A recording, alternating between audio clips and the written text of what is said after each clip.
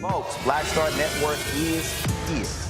Hold no punches! I'm real revolutionary right now. Black power. Support this man, Black Media. He makes sure that our stories are told.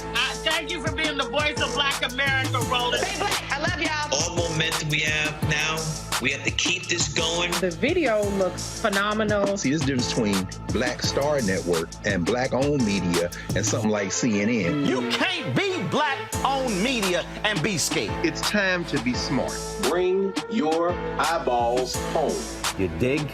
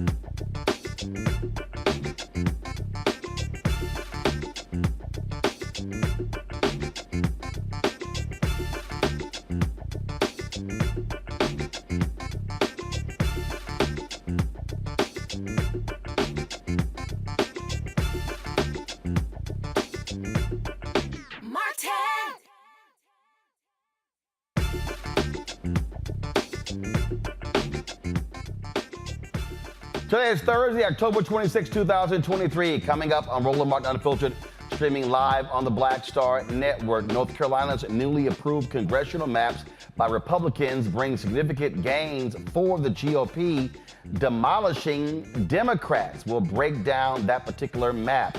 In Georgia, a federal judge has struck down their congressional and legislative maps, saying it violates Section 2 of the Voting Rights Act and discriminates against black voters. We'll talk to Cliff Albright, co-founder of Black Voters Matter, about that. In Louisiana, guess what? The judges there have said that the Attorney General Jeff Landry, they cannot move forward on getting rid of maps there that also discriminated against black folks that allowed the election of African Americans to the Supreme Court. What is about the Republicans in all of these areas? They hate black people. Mississippi, big gubernatorial race. It is heating up, being declared a toss-up. We'll talk with the head of the state Democratic Party about this matchup. Also, we continue paying tribute to Richard Roundtree. Today, we'll be hearing from Michael T. Williamson, Leon, also Ben Vereen, Richard Brooks, who was on Being Mary Jane. Folks, lots to talk about. It's time to bring the funk on Roland Martin Unfiltered on the Black Star Network. Let's go. He's got it. Whatever the biz, he's on it. Whatever it is, he's got the scoop, the fact, the find. And when it breaks, he's right on time and it's rolling. Best believe he's knowing. Putting it down from sports to news to politics. With entertainment just for kicks, he's rolling. It's on go, y'all. It's Roland Martin.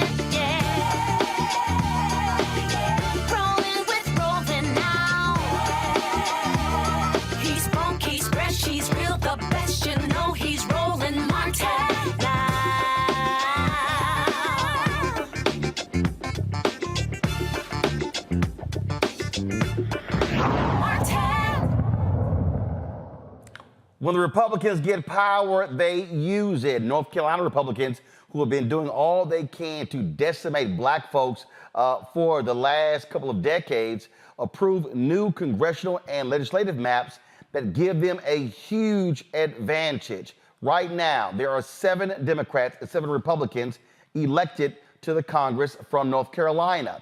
They want to change those maps to 10 Republicans, 3 Democrats, and a toss-up seat. They also are protecting the white woman who left the Democratic Party to join the Republicans, giving them a supermajority, allowing them to override the veto of Democratic Governor Roy Cooper.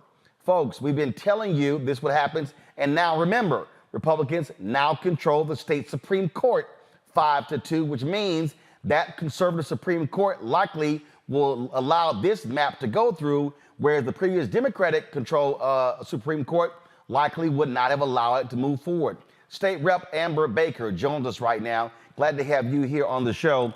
And again, we've been focusing on this for years, how dastardly and evil Republicans in North Carolina have been. They have been doing everything to change the lines, to gerrymander, political gerrymander, racial gerrymander, target black folks when it comes to voter ID, when it comes to cutting early voting days, and this is their latest effort. Yeah, Martin, here we are again, Roland. I mean, the maps are horrible. They have taken and carved up districts. They've carved people out of their districts, literally drew around one of the senators' homes and drew her out. They've carved up the district to take the longest serving senator, Dan Blue, out of his district. They have split the Wilmington predominantly black precincts and put them into a Republican-leaning district, and it's all a part of their plan. And there's another piece that hasn't hit yet, but is coming, and they're coming after the college students. So we anticipate seeing that bill start to get some movement in a couple of weeks. And I say this all the time, elections have consequences. 2018, Sherry Beasley was Chief Justice of the North Carolina State Supreme Court. She lost by 400 votes. Had she won that race, Democrats would control the state Supreme Court 6-1. She lost, it went 4-3. They then lost seats in 2022. Now Republicans control the Supreme Court by 5-2. And I say this, and I'm not worried about in terms of white voters or anybody else. What I'm saying about two black voters in North Carolina, if we turn out in our numbers, we stop Republicans from doing this type of evil. Absolutely. You know, North Carolina is known as a purple district for a reason, and that is because we are fastly becoming Democratic leaning. So it is becoming increasingly more difficult for them to create supermajorities because we are Democratic leaning. And so we have the votes in the state to stop this. But whether or not people are motivated to get out and vote is a different situation. But extremely important that we find a way to motivate and push people to the polls. And don't forget, we have the voter ID laws now. Yeah. And so we have to make sure that people understand that now they have to go to the polls with an ID to be able to vote. So here's what we're now faced with. The Supreme Court has already said they have no say-so on political gerrymandering. And so now, the only thing that could happen there in North Carolina, if various groups try to see if these maps, like we've seen today in Georgia, we've seen rulings in Louisiana, Alabama, Florida, Georgia as well. If the courts rule that this violates Section 2 of the Voting Rights Act, that's the only thing really left, the racial gerrymandering issue. But again, this state Supreme Court, look, when they took over in January, they took up 3 cases that were just voted upon and overturned those. They have no problem, changing decisions when they begin to have power. Absolutely not. That was the first thing that they did. And they forewarned us that if they were able to get the supermajority in both chambers, and I must remind people who maybe haven't been following this as closely, the supermajority in the Senate is by 2 votes, and the supermajority in the House is 1 vote. And so when we started this legislative session, we knew we had a slim margin, but we did have the ability to stop the vetoes until we had one of the defectors flip to the Republican side. So when we talk about the supermajority, we're not talking about some insurmountable number of seats to be able to stop this. One seat in the House, two seats in the Senate. And let's just be clear so people understand. In that all of these things that we're now seeing right now in North Carolina, in terms of these maps, in terms of overriding the governors, because of this woman right here, Trish Cotham, she flipped, and then with Republicans, how they protected her, they have basically flipped her district some 25 points to guarantee she doesn't, because she was in a very blue district. They changed the maps to help her retain her seat. Yeah, if you look at the district that they drew for her, it is still Democratic leaning, but it is definitely more competitive, and it looks like a snake. So they literally carved out a special district to ensure that she possibly could win her seat again. Again, this is why what I keep saying to everybody who's watching and listening, we cannot sit at home. There are consequences. When I talk about connecting the dots, if you don't vote in state representative races, then who controls the House? If you don't vote in state Senate races, who controls the state Senate? But also black voters, and look, those are legislative districts. But in statewide races, there is no excuse for black voters not turning out. And so if we turn out in numbers, we can control the state Supreme Court. We can control statewide offices. And that's really what's critically important. So the next elections, when are the next elections in North Carolina? Are they in 2024? Yes, we run every 2 years. So we filed in December. We adjourned yesterday until the end of November, but we have not completely closed out session. So that is why I'm thinking that there are some additional bills that they want to try to get passed before we actually. Are there any state Supreme Court races on the ballot in 2024? Yeah, there'll be two because we have Anita Earls, who is currently challenging and suing because they're trying to remove her from her seat. And we also have Mike Morgan, who has announced he will be running for governor. And so their seats, I think, will be up for 2024. So what you have, but right now Republicans have 5 seats, Democrats have 2. So basically in 2024, you're trying to protect those 2 Democratic seats. That's correct. Got it. All right then. Representative Baker, we appreciate it. We'll keep watching. We'll see what happens in your state. And again, I hope black folks there are paying attention because them sitting at home not voting does not help this situation. And can I just say this too real quick, Roland, is that, we fought for the seat that is currently being held by Kathy Manning. And that seat was as a result of them not, us as black people not having fair representation. And so they had to create that district. Of course, she won it because, again, we were not strategic in putting forth the best candidate. So we canceled ourselves out. But they've completely demolished that seat, along with the seat for Jeff Jackson is gone. He announced today that he will not be running for re-election. He's going to run for Attorney General. And there was one other seat, too, that they just completely carved up their district and did away with the district. But Kathy Manning's district is really important because that was a seat that should have been held by an African-American, and that district runs primarily through Greensboro. All right, then. All right, well, we'll keep our eyes on the Tar Heel State. We appreciate it. Thanks a lot. Thank you.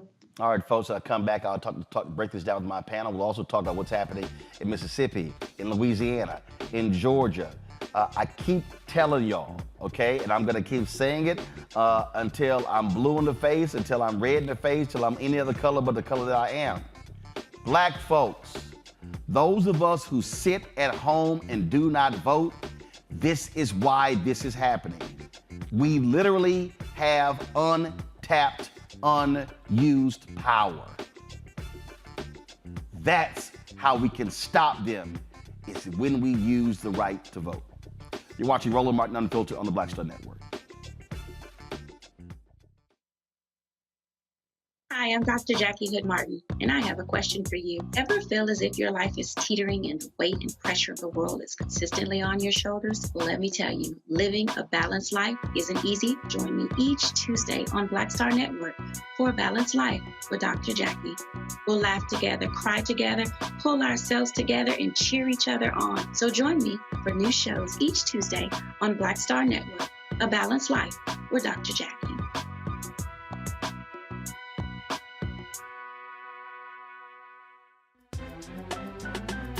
I'm Faraji Muhammad, live from LA.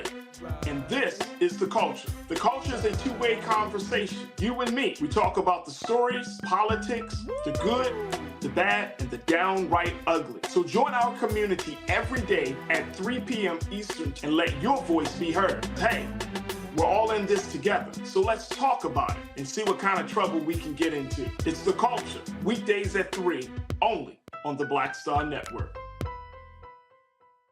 When you talk about blackness and what happens in black culture, we're about covering these things that matter to us, speaking to our issues and concerns. This is a genuine people-powered movement. There's a lot of stuff that we're not getting. You get it, and you spread the word. We wish to plead our own cause. Too long have others spoken for us. We cannot tell our own story if we can't pay for it. This is about covering us. Invest in black-owned media. Your dollars matter. We don't have to keep asking them to cover our stuff. So please support us in what we do, folks. We want to hit 2,000 people, $50 this month, raise $100,000. We're behind 100,000, so we want to hit that. Y'all money makes this possible. Check some money orders. Go to P.O. Box 57196, Washington, D.C. 20037-0196. The Cash App is $RM Unfiltered. PayPal is R Martin Unfiltered. Venmo is RM Unfiltered. Zelle is Roland at RolandSMartin.com. What's up, everybody? It's your girl, Latasha from the A. And you're watching Roland Martin Unfiltered.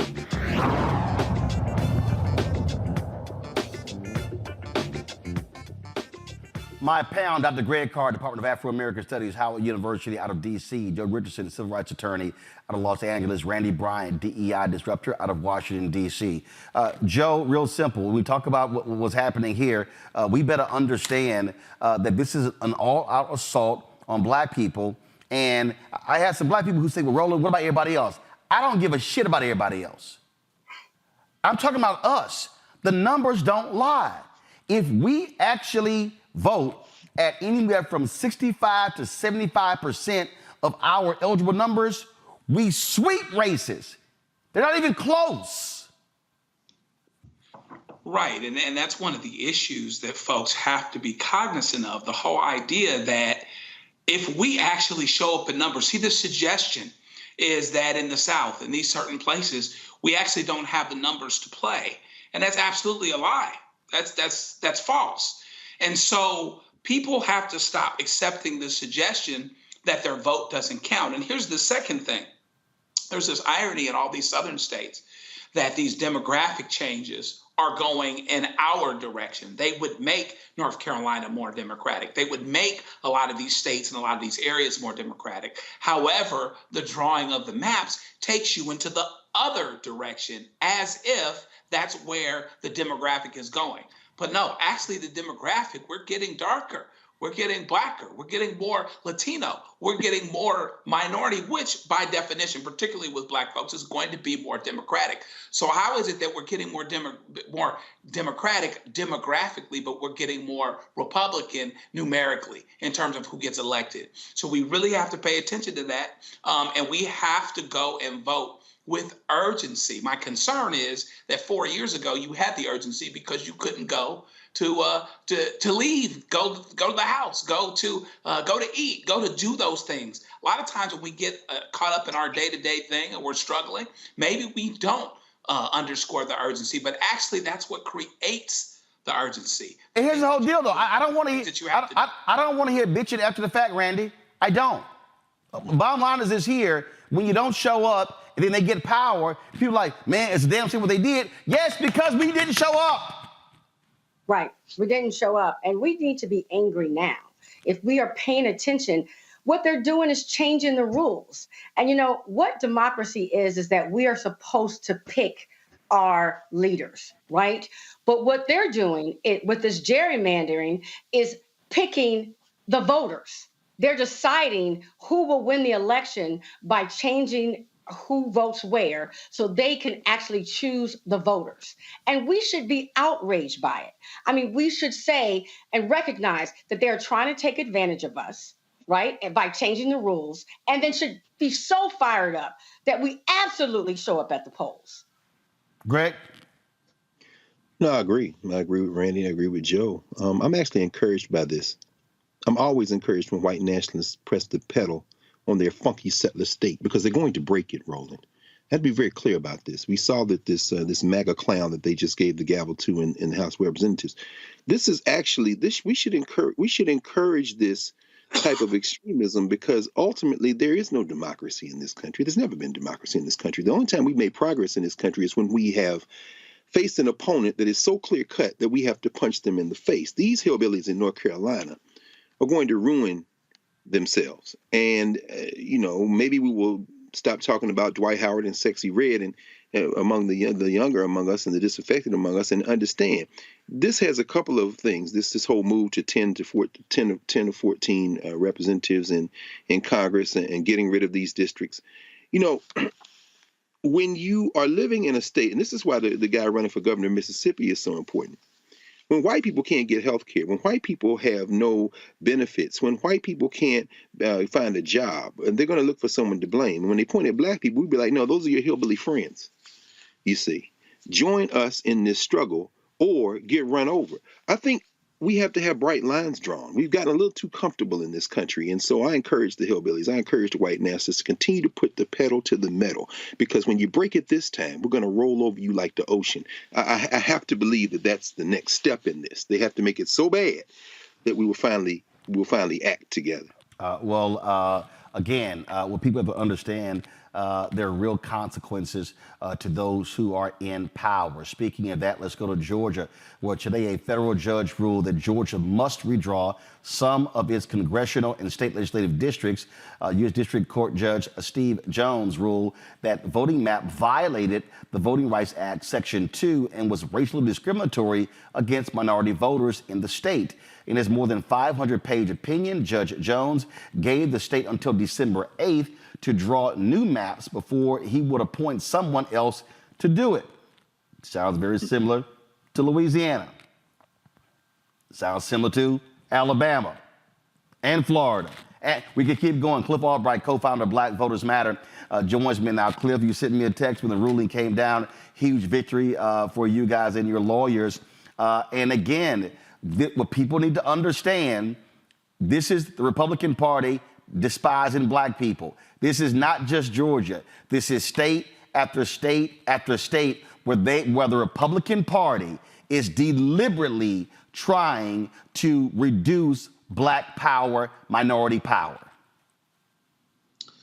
Exactly. I mean, they're trying to reduce our power, which impacts our communities. But, it's not just our communities, because their attack on our communities, on our districts in these states, and you named several of them, right? Alabama, Louisiana, just talking about North Carolina, here in Georgia, Florida, arguably, not even arguably, factually, control of Congress right now hinged on the fact that you had all these districts impacted by white supremacy and voter suppression and racial gerrymandering. Like there's no doubt about it. We'd be dealing with a different Congress right now. We wouldn't have been sitting watching this farce that they've been doing for the past couple of weeks, where they don't even have a Speaker of the House. We'd be able to take action on a range of issues, including issues that concern our community. So what's happening with this racial gerrymandering impacts us most harshly, but it really impacts the entire country, and they know that, right? That's part of what the purpose is. They are using us and our communities and our districts as pawns in order to maintain white supremacy and their control of power. This is what, again, by them controlling the legislature, having supermajorities, and so by the Democrats not even controlling either house, they can do what they want.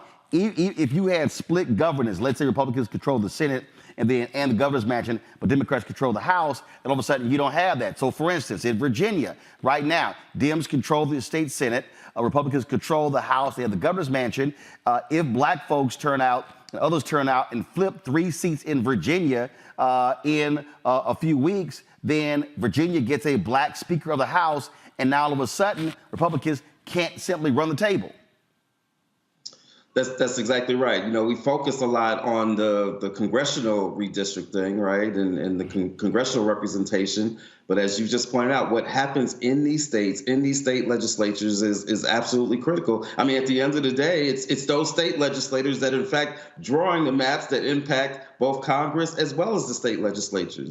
And whether or not there's these trifectas where the other side controls all three, the governor's mansion and both houses, both chambers of the legislature, or whether you have this mixed government that you were talking about, that means something, right? It means something for being able to block the worst of the legislation. Even in situations where maybe they control both of the chambers of the legislature, but you're able to capture the governor's mansion. That's the battle that's going on right now in Mississippi, where they have supermajorities in the legislature. But if you at least had the governor's mansion, then that governor could actually block the worst things that they're trying to do, and maybe even slide through some good stuff. And so we've got to recognize that what happens at all of these levels of governance, right? Federal, state, and local, and then within those levels of governance, what happens at the different branches of government, the executive as well as the legislature and the courts, because keep in mind, as y'all were just talking about, it's the control of the North Carolina Supreme Court, which switched recently, that has even enabled them to go back and undo previous decisions and open up the door for this racial gerrymandering. So we have got to be committed and focused on and raising awareness about all three of the branches, about all levels of government, federal on down to municipal. That's the call that we have, right? That's the responsibility that we carry. We can't just pick and choose, like, I only care about top of the ticket, I only care about this. We've got to be engaged up and down the ballot, all the levels of governance, all three branches, in order to be able to control our political destinies and control all these issues that impact our jobs, our income, our health care, our education, and all of that. It depends on all of these levels of governance. And again, fighting the courts is one thing, but then folks then turning around and showing up is another. We're going to talk about that when we discuss Mississippi up next. But here's a perfect example. Go to my iPad, Anthony. And so this here is the breakdown of voters in North Carolina. Okay, and so this is broken down, folks. So you see, I'm gonna go. Let me see over here. Let me do this here. All right, I'm gonna go to. So as you see here, this is a perfect example. So these are all the counties. So on the far right, you see what the totals are. So you see 112,000 in, these are alphabetical order. Then you see 23,000 there, black voters. And you go to the next, let's say you go to the next large one, 16,081 total people. Black people make up 6,000 people in that county. Let's see here. If you go down to, another one, 152,000, you see right at the top, black people are 30,000 alone there. Then if you go down here to, let's see, this one county that's 210,000, African Americans are 84,000 in that particular county. You go to this one right here where we're 232,000 total people in that county. Black people are 72,000 people in that county. The reason I'm saying that, and we're going to discuss this with Mississippi next, because Cliff, we're talking about turnout. Too many organizations and entities are just trying to be so broad. I keep saying, no, you got to go down so granular down to the precinct and literally say, okay, in this precinct, there's 700 eligible voters. They're on the rolls. In the last election, 80 turned out. So that means if you're an organization, we need to be knocking on those doors to go after the 680 people who did not vote. And so then you also have the racial data. And so when I think back to Mississippi in 2000, when Cindy Hyde-Smith ran in a special election against Mike Espy, he lost by 65,000 votes. There are more than 100,000 black people who didn't even vote in the election. So Espy actually could have won. So we ain't talking about these poor white folks. We're talking about black folks as well. We have to understand that when we sit at home, when we check out of elections, we literally are letting those who are oppressing us be in control. That's right, and we've got to, like you said, we got to know that data. We got to get that granular. And I was looking at the data just the other night, And there's enough, going back to that race you just mentioned in 2018 with SB, the difference, 2019, which was their governor's race, the difference between that governor's race was about 50,000 votes, right? I was looking at some numbers just in like maybe 29 or 30 counties where we do a lot of work, where we got local partners, not even counting Jackson and Hinds County, right? Not even counting Jackson. There's enough Black votes. If we increase turnout, just by like 10%, if we get to the SB levels, right, and maybe a little bit more, but if we get to the SB levels, just in those 29 predominantly rural counties, that can be the difference, right? It's right here. It's right here. These are the results in 2019. Tate Reeves won with 449,746 votes. Jim Hood got 402,000. That's literally a difference of 47,700 votes. That's right. That's exactly right. And so what we're looking at is forgetting what it is that white folks are going to do, right? And I happen to believe that there's going to be a slightly larger percentage of them that actually vote for things like healthcare and entering the grocery tax and some other stuff. But forgetting what they did just in our communities, right? Just in our counties. And again, not even just Jackson. Everybody and their mama going to be talking about Jackson. Everybody and their mama going to be talking about Hinds County, and for good reason, right? It's the capital. It's important. There's a lot of people there. But what we fail to recognize is there's about out of the 770,000 registered Black voters in Mississippi, the vast majority of those are outside of Hinds County. When you ignore the Delta, it's like you're ignoring a city and a county the size of Jackson and Hinds. That's the power that's in those counties collectively. But when you only look at them as, there's only 10,000 there, there's only 9,000, then it causes you to lose sight of the big picture. We've got to engage in those counties. We got a door knock, we got a phone call, we got a text. We can't just be about, just like in Georgia, you can't win Georgia just by focusing on Atlanta. Right. Atlanta's important, but if you do that, that is a losing strategy. Yep, absolutely. And so, folks, the win today, is going to get appealed in Georgia. But again, the battles are happening in the courts. We've got to back up the wins in the courts with the wins at the ballot box. Cliff, hold tight 1 second. We come back. We're going to talk with the head of the Mississippi Democratic Party about what's happening there. Again, a huge gubernatorial race that could have major ramifications for Black Mississippians. You're watching Roland Martin Unfiltered, the Black Star Network. Support us in what we do, folks. Ain't nobody else doing what we do. I'm going to tell you right now, okay? Out of all the Black-owned media people out there, nobody out there is doing what we do on a daily basis. Not Essence, not Black Enterprise, not Ebony, not Blavity, not the Griot. You can run all the names down. Nobody's giving you 5 hours of original content every single day that we're doing. Covering live events, news conferences, what's happening on Capitol Hill. Nobody is doing it. We are locked and loaded on African Americans on this show. And look, ain't just black people who watch, but we understand who our target audience is. And so we want you to support us in what we do. Your dollars are crucial. I'm out here kicking folks behind trying to get advertising dollars because they're not trying to spend money with us, political folks, or the general market. And so when you give to this show, you are helping to pay for staff and cameras and lighting and travel and all the things that make this network possible. And so send your check and money orders to P.O. Box 57196, Washington, D.C. 20037-0196. Cash App, $RM Unfiltered. PayPal, R Martin Unfiltered. Venmo is RM Unfiltered. Zelle, Roland at RolandSMartin.com. Roland at RolandMartinUnfiltered.com. We'll be right back. Don't you think it's time to get wealthy? I'm Deborah Owens, America's Wealth Coach, and my new show on the Black Star Network focuses on the things your financial advisor or bank isn't telling you. So watch Get Wealthy on the Black Star Network.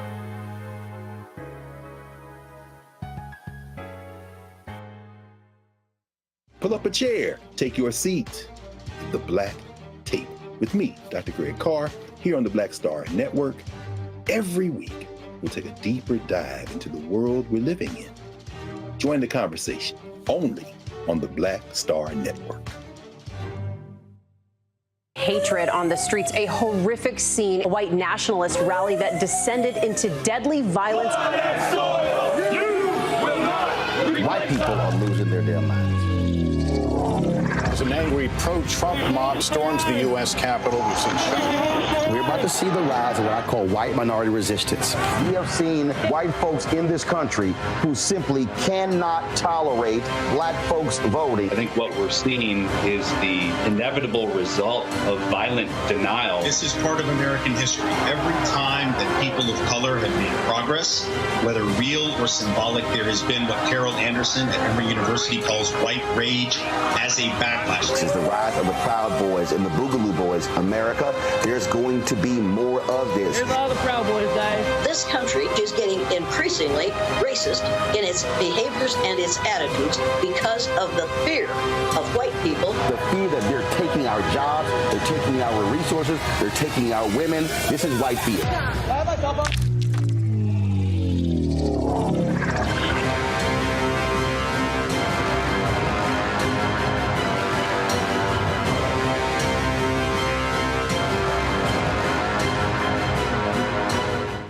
Hello, I'm Paula J. Parker.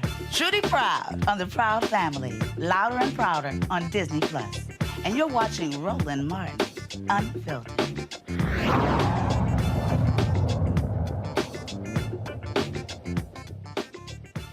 As I said, folks, major race in Mississippi involving MAGA Republican Tate Reeves, who is running against Democrat Brandon Presley. Reeves is the incumbent. Presley is a conservative Democrat who believes in pro-life and says he has what it takes to to become the first candidate to unseat an incumbent governor in more than 20 years. Chuck Taylor is Mississippi's Democratic Party chair, joins us now from Jackson. Glad to have you on the show. Folks are watching this race. A lot of money is pouring in as well, and polls show it is a very tight race. And I think Larry Sabato's group called this a toss-up. Yes, in fact, the polls are showing us at a dead even heat. First of all, thank you for allowing me to come on this show and talk about these issues. In Mississippi, we are at critical mass here. We have a wonderful candidate, Brandon Martin, who actually is dollar for dollar just about at a match. So money is not necessarily the biggest issue. We have to make sure that we are letting folks know what's at stake. And the number one subject is Medicaid expansion. Mr. Martin, as you know, we are probably the sickest and the poorest state in the union.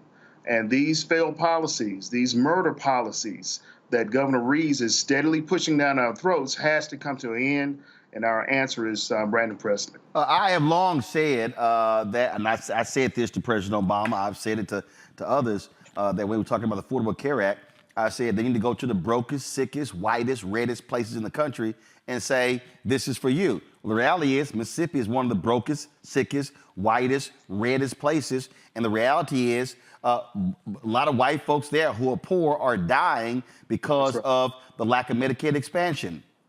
It was Mississippi. That Dobbs case that overturned Roe v. Wade came out of Mississippi. And I said, and I saw a report in the aftermath that Mississippi expected some 5,000 children to be born in that state post the Dobbs decision, and they don't have the infrastructure to even birth and handle those 5,000 children. And so when you look at where Tate Reeves is, who has spent more time being focused on trying to hook up Brett Favre as opposed to trying to help people who need help, I would hope not only African Americans, but white folks in Mississippi realize it's time for a change, and it ain't Tate Reeves. Yeah, this is an unfavorable governor. He's probably behind more than 70% with his own Republican Party as far as likability. But we know that that Republicans oftentimes vote in blocks, no matter what candidate they have first. But let's talk about this Medicaid expansion. Mississippi is losing over $1 billion a year because of not accepting Obamacare. Let's just call it what it is. Medicaid expansion. This is the rejection of Obamacare, which is actually killing poor whites, poor blacks, and also, too, with a $7.25 minimum wage, which actually somewhere around 50% of our population are considered poor and low wealth. This can benefit the vast majority of Mississippians overnight by lifting us out of poverty and also making us healthier. But this governor's out of touch. He's out of touch.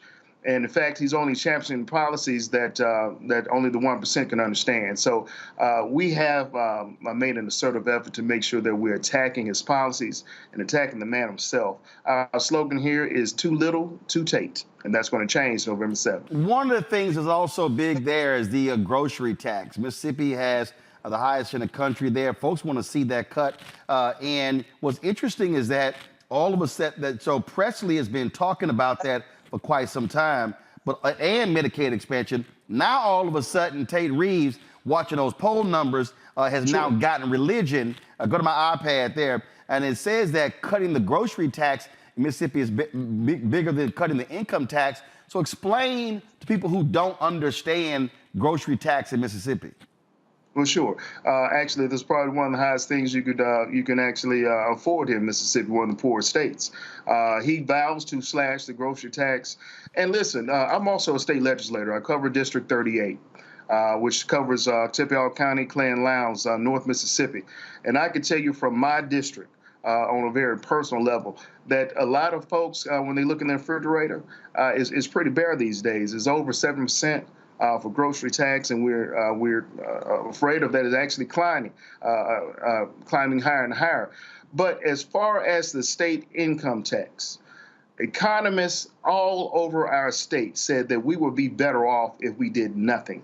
Be better off, but approving this state income tax is going to leave us more vulnerable and to deplete the surplus of money that actually came from the federal government, our Democratic federal government, that our Republicans are saying that they are fiscally responsible for handling. That is one of the biggest farce you can ever hear.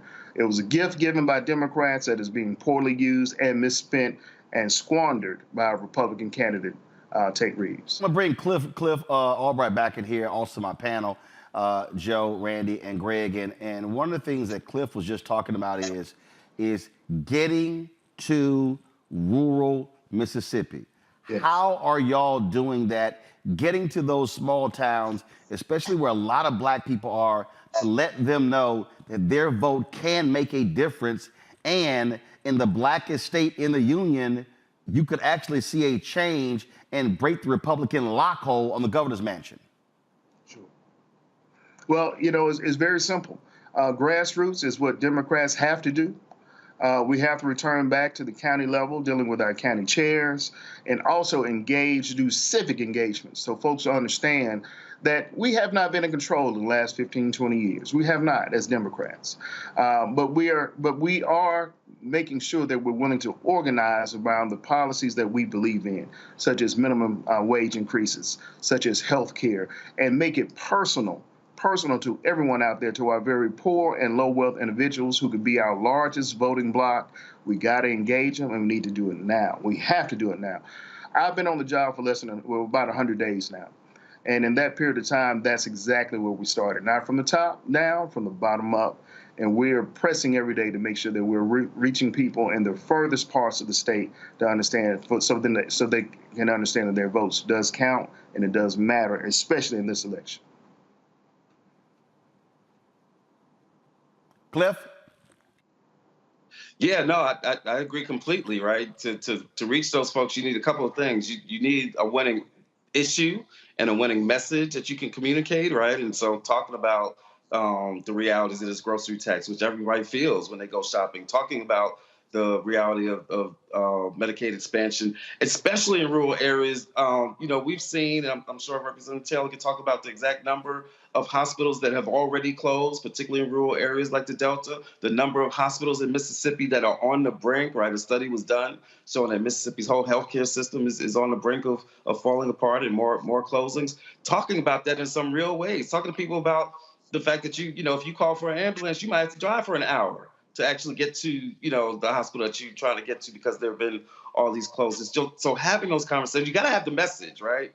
But you also got to, even with a good message, the message ain't good if you don't actually talk to people, right? And so you got to be able to take that message to people, whether that's at the door, on the phones, by text, whatever you got to do with the Blackest Bus in America driving through. We just had our bus in the Delta just this past weekend. In fact, the bus got chased out of Cleveland, Mississippi. That's another story. We'll tell you about that in a minute. The police came up to us at a high school football game and told them they had to move the bus, even though we were legally parked. But that's another story. We'll do that on another show. But the point is that you got to have those conversations with people. So you got to have the issue, you got to have the message, but you also got to have the resources to be able to get out there and have the conversations with people. And our experience shows us that when we do that, right, when we make people feel like that we got power, when we make people feel like that this is something that we got the power to actually get done, and when we throw a little joy and culture and humor into that, right,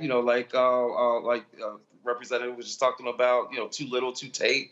We got billboards out there talking about later Tater, right? We talk about Tater Tot Reeves and later Tater because he got to go. You got to be able to bring, these are very serious issues, but you got to bring some joy, some culture, and even some humor to make this voting process, right? To make it be not a burden that people feel, but make it be like an activity, an event that everybody wants to be down with, because the issues are important, but also because the spirit and the culture is there. It makes people want to be a part of it, and then makes them want to do their part to spread the word, to go tell 5 people. That's been our experience in terms of how we can reach out to those areas that so often don't get touched. Randy, got a question for Mr. Taylor? What I'm wondering is how are you reaching out to like leaders, that the hidden leaders?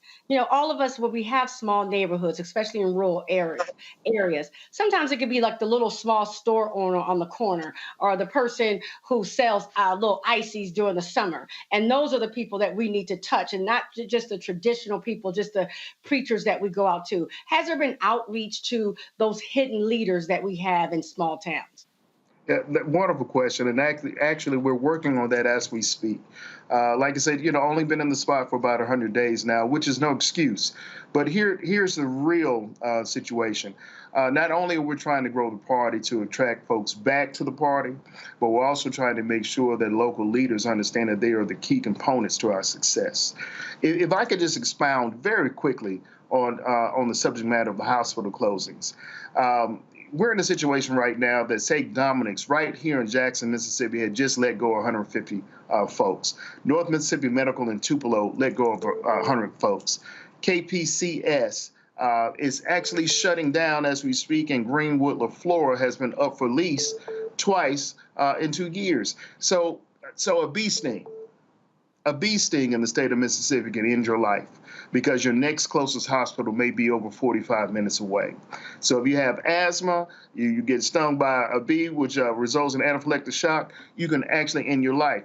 But to make this subject matter personal, we have the highest rate of diabetes, some of the highest rates of breast cancer, the highest rates of infant mortality, especially among Black folks, and also maternal mortality when it comes to our Black women. So Black folks out there, I need you to listen up very clearly that your health is at risk if you're living in the state of Mississippi under this current government.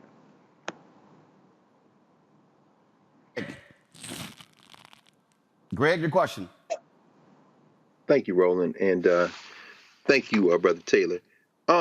It's funny. I was watching candidate Presley campaign at Alcorn's homecoming in Jackson State, and saw the clip that was posted on social media when the DJ interrupted and said, "You come back here next year, right?" He said, "Yeah, I'll be here." He's well known in northern Mississippi, and I guess when I'm reading, central Mississippi and southern Mississippi may be a bit of a challenge. In a state that's 40% Black, how important has his campaign strategy been to not try to chase some of these invisible white voters, but to really lean hard into really engaging the Black community? I found his interaction terribly effective, but I know it from 1,000 miles away. So how important has his campaign strategy been in this work? Brother, this is probably the missing piece. We've had other candidates run in the past, and they've been looking for this elusive unicorn. That's what I call it, that 15% crossover. And I call them unicorns because you just can't really find them when the rubber meets the road sometimes. Now, we do know that you're going to have Republicans in this race vote for Brandon President, and we're proud of that. But the real issue is simply this. Once we talk about Black voters, we know that he put in over $2.5 million in Black turnout. That's unprecedented especially with the type of divisive policies that we've had in the state. So $2.5 million going to turn out the black vote. He's just about been on, if I'm not mistaken, on every HBCU campus, driving out the vote and let young black folks know where they stand in his government and with his policies. But it is critical that you tap into that 40% black vote. Ladies and gentlemen, I purport to you simply this: without black folks, without our base turning out, all of these Democratic campaigns are in the toilet.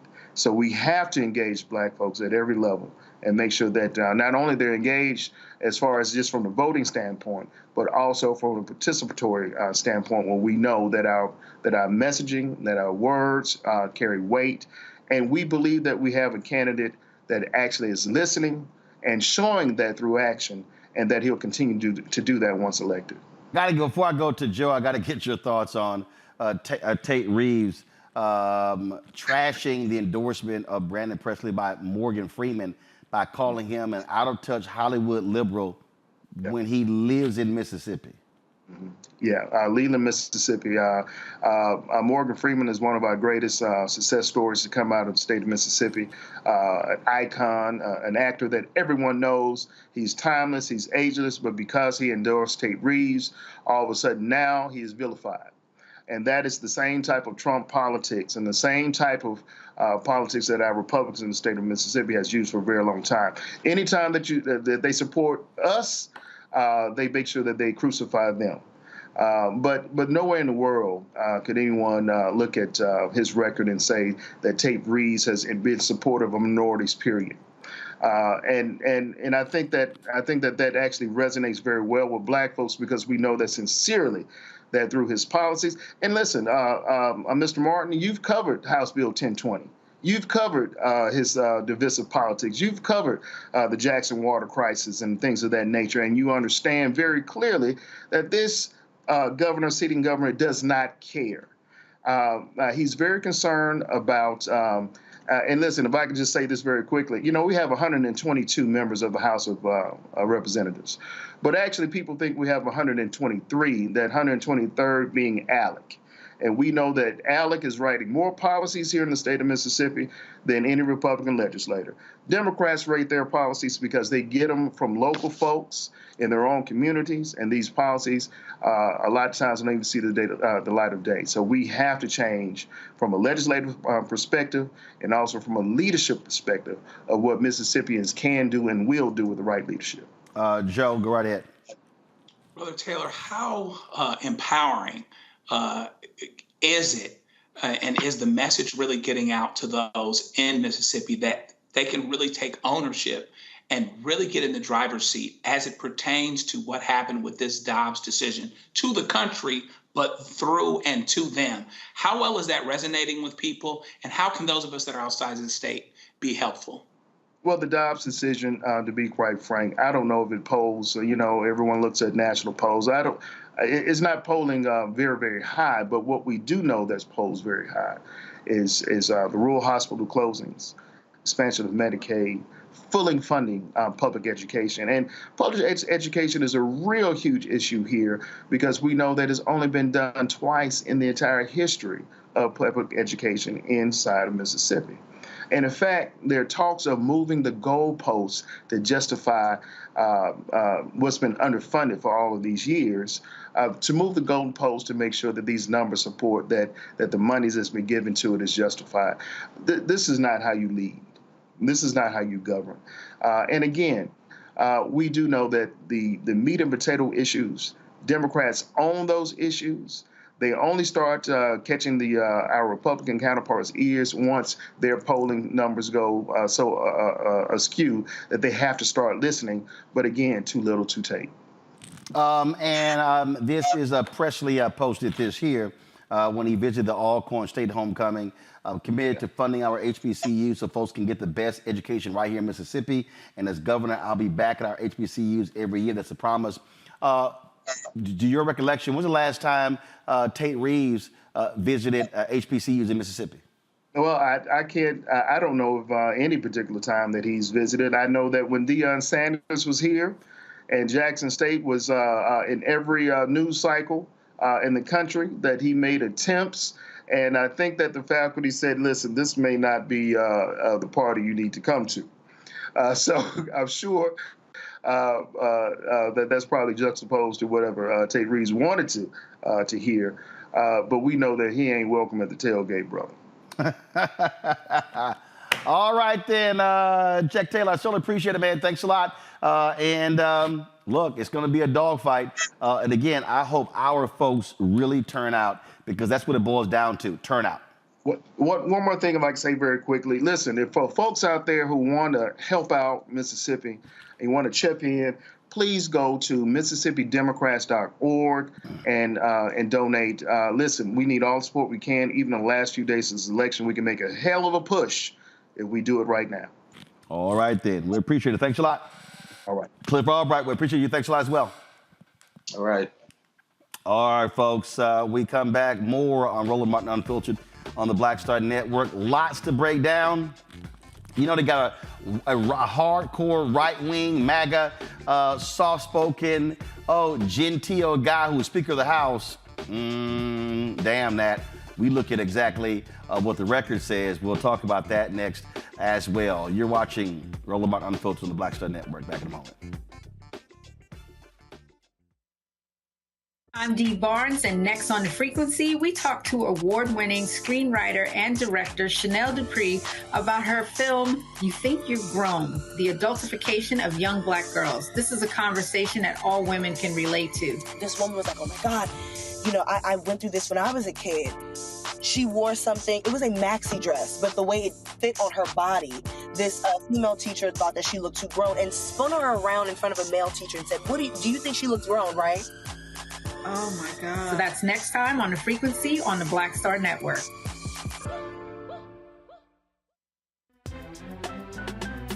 I'm Faraji Muhammad, live from LA. And this is The Culture. The Culture is a two-way conversation. You and me. We talk about the stories, politics, the good, the bad, and the downright ugly. So join our community every day at 3 p.m. Eastern and let your voice be heard. Hey, we're all in this together, so let's talk about it and see what kind of trouble we can get into. It's The Culture, weekdays at 3, only on the Black Star Network.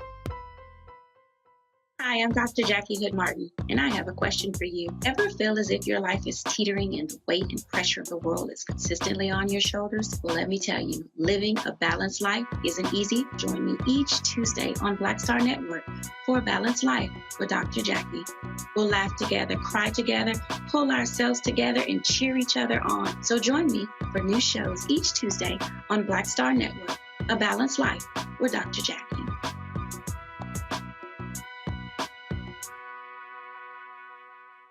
Pull up a chair, take your seat. The Black Tape with me, Dr. Greg Carr, here on the Black Star Network.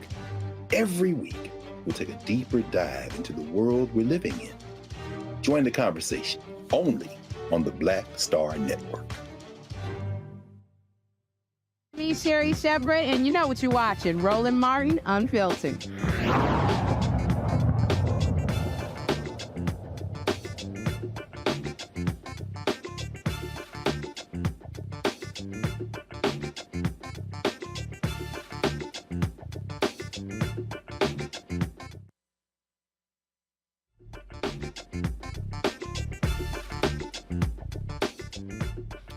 Louisiana Republican Mike Johnson, he's the new Speaker of the House. Oh, they're talking about how nice and gentle he is, but he is hardcore.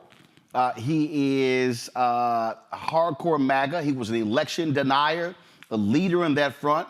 He is anti-LGBTQ. He is a Christian fundamentalist. He is someone who, again, comes off as a nice guy, but the reality is he is no different than Jim Jordan, Marjorie Taylor Greene, and the rest of them. And that's really what, you know, Greg, what they're trying to do is sort of like with Mike Pence, to come across as genteel, calm, nice demeanor, love talking about his faith. But the reality is he is someone who is not going to be on the side of black people. No, he's not, Roland. And, and just connecting this to the string of voting rights conversations that are being held now. And of course, we're going to see this North Carolina grab end up in the courts. John Roberts, remember when John Roberts was appointed to the court? He was not a known quantity either. And like this Mike Johnson, a kind of pedestrian name, white man, and he has wreaked havoc on the federal courts. But you see now they've begun to pump the brakes at the Supreme Court. Certainly the Alabama decision, the Milligan decision, kind of paved the way for what we're seeing now with the conversation in Georgia, the rulings now in Georgia, and so forth. And I think North Carolina may go that way ultimately. I'm putting that in context of what's going on with the legislative branch. Mike Johnson is a hardcore, as you say, MAGA. He is much worse than Jim Jordan, because unlike Jim Jordan, this guy is a constitutional lawyer. He wrote a long brief trying to justify legally overturning the election of 2020. He was, and he has been named, he kind of characterized as the architect of that work. And in the election of 2024, no doubt he would attempt to steal that election as well. I'm saying all that as a prelude to this. The Matt Gaetz wing of the White Nationalist Party, the Republican Party, is triumphant. They got everything they wanted. This is Jim Jordan with a coat and tie and a law degree who he actually practices and uses. Mike Johnson is straight out of the 19th century. He's straight out of The Handmaid's Tale. And at a time when the federal courts, at least the Supreme Court, seems to realize that this thing they broke beginning with Citizens United that is now spun almost out of control, they're trying to put it back together. This legislature is now going for complete broke. Mike Johnson looks good today, but Roland, as you know, and as you know better than most, wait until he has to try to pass something through that Congress. And that's when we're going to see the same thing we saw with Mike McCarthy, because there are no moderates in the White Nationalist Party at this point. They are all as a block. But you're going to see when Mike Johnson has to step up that way, you're going to see the true Mike Johnson. Very simple, Randy. Don't let the smooth talk fool you. Yeah, something I say to people all the time is racists can be very polite. Racism could even come off politely. So don't be fooled just because he's not walking around with overalls, chewing on a corn husk, saying the N-word, right? Like, this is a slick man who believes that women are only for breeding and that the world should be run by white, heterosexual Christian men, period. And that's who he's for. And that's what he has always been clear. That's who he's for. That is who he's going to protect. And everything he does is going to be in their favor. So it's people should be scared, right? Because this is, this is a sheep in wolf's clothing, or a wolf in sheep's clothing, rather. Joe, he got questioned by a reporter. Go to my iPad, got questioned by a reporter about him trying to overthrow the election. And you should listen to the woman to his left tell the reporter shut up. Mr. Johnson, you helped lead the efforts to overturn the 2020 election results. Will you Oh, God. Next question. Joe, he shook his head. They all said no, but he did. Yeah, I mean, he absolutely did. And so here's going to be another guy. He's going to fly under the radar for a minute. He'll get a little bit of a honeymoon. There's a question as to whether or not the Republicans will give him a little bit more deference, because he's basically, to get the budget passed, he's going to have to do the same thing that McCarthy was getting ready to do, or didn't want to do. But eventually, these chickens will come home to roost, and there will be a problem with the MAGA wing, or he goes along with the MAGA wing, the government shuts down, et cetera, et cetera, et cetera. He's less experienced, however, has never chaired a committee, et cetera, doesn't necessarily know a lot about that gig. And I think that if the Democrats play it the right way, we have to go through some changes in the meantime. We play it the right way. I think that it gives us a very good chance of having Hakeem Jeffries in 2024. And before I go to my break and bring up my next guest, Michael T., just here, this is what he actually said in a hearing regarding Roe v. Wade. Roe v. Wade gave constitutional cover to the elective killing of unborn children in America, period. You think about the implications of that on the economy. We're all struggling here to cover the bases of Social Security and Medicare and Medicaid and all the rest. If we had all those able-bodied workers in the economy, we wouldn't be going upside down and toppling over like this. Listen, the gentleman, I will not yield. I will not. Roe was a terrible corruption of America's constitutional jurisprudence. Roe v. Wade gave constitutional cover to the we had elective those killing. able-bodied people, right? But this is the same party that wants to cut funding to feed people, does not want to do Medicaid expansion, didn't want health care. So it's amazing. How are you going to support them? Oh, that's right. That ain't what you do. All right, folks, got to go to a break. We come back, part 2 of our salute to Richard Roundtree. Got some great guests coming up to share their thoughts and reflections about the OG himself. That's next on Roland Martin Unfiltered on the Black Star Network. I'm Dee Barnes, and next on The Frequency, we talk to award-winning screenwriter and director Chanel Dupree about her film, You Think You've Grown, the adultification of young Black girls. This is a conversation that all women can relate to. This woman was like, oh my God, you know, I went through this when I was a kid. She wore something, it was a maxi dress, but the way it fit on her body, this female teacher thought that she looked too grown and spun her around in front of a male teacher and said, do you think she looks grown, right? Oh my God. So that's next time on The Frequency on the Black Star Network. Pull up a chair, take your seat. The Black Tape with me, Dr. Greg Carr, here on the Black Star Network. Every week, we'll take a deeper dive into the world we're living in. Join the conversation only on the Black Star Network. Hi, I'm Dr. Jackie Hood Martin, and I have a question for you. Ever feel as if your life is teetering and the weight and pressure of the world is consistently on your shoulders? Well, let me tell you, living a balanced life isn't easy. Join me each Tuesday on Black Star Network for A Balanced Life with Dr. Jackie. We'll laugh together, cry together, pull ourselves together, and cheer each other on. So join me for new shows each Tuesday on Black Star Network, A Balanced Life with Dr. Jackie.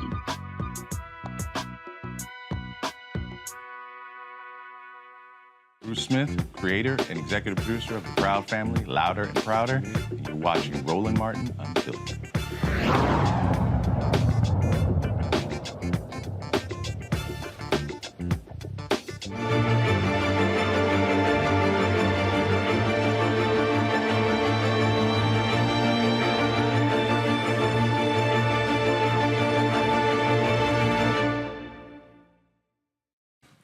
Many folks still sharing their remembrances of Richard Roundtree, the towering actor we lost at the age of 81 just a couple days ago due to pancreatic cancer. He, of course, best known for playing John Shaft, but he did so much more than that, appeared in many more movies and TV shows, and he absolutely was a beacon for a whole host, 2 generations of Black male actors. One of them, Michael T. Williamson, who joins us right now. Brother, glad to have you here on Roland Martin Unfiltered.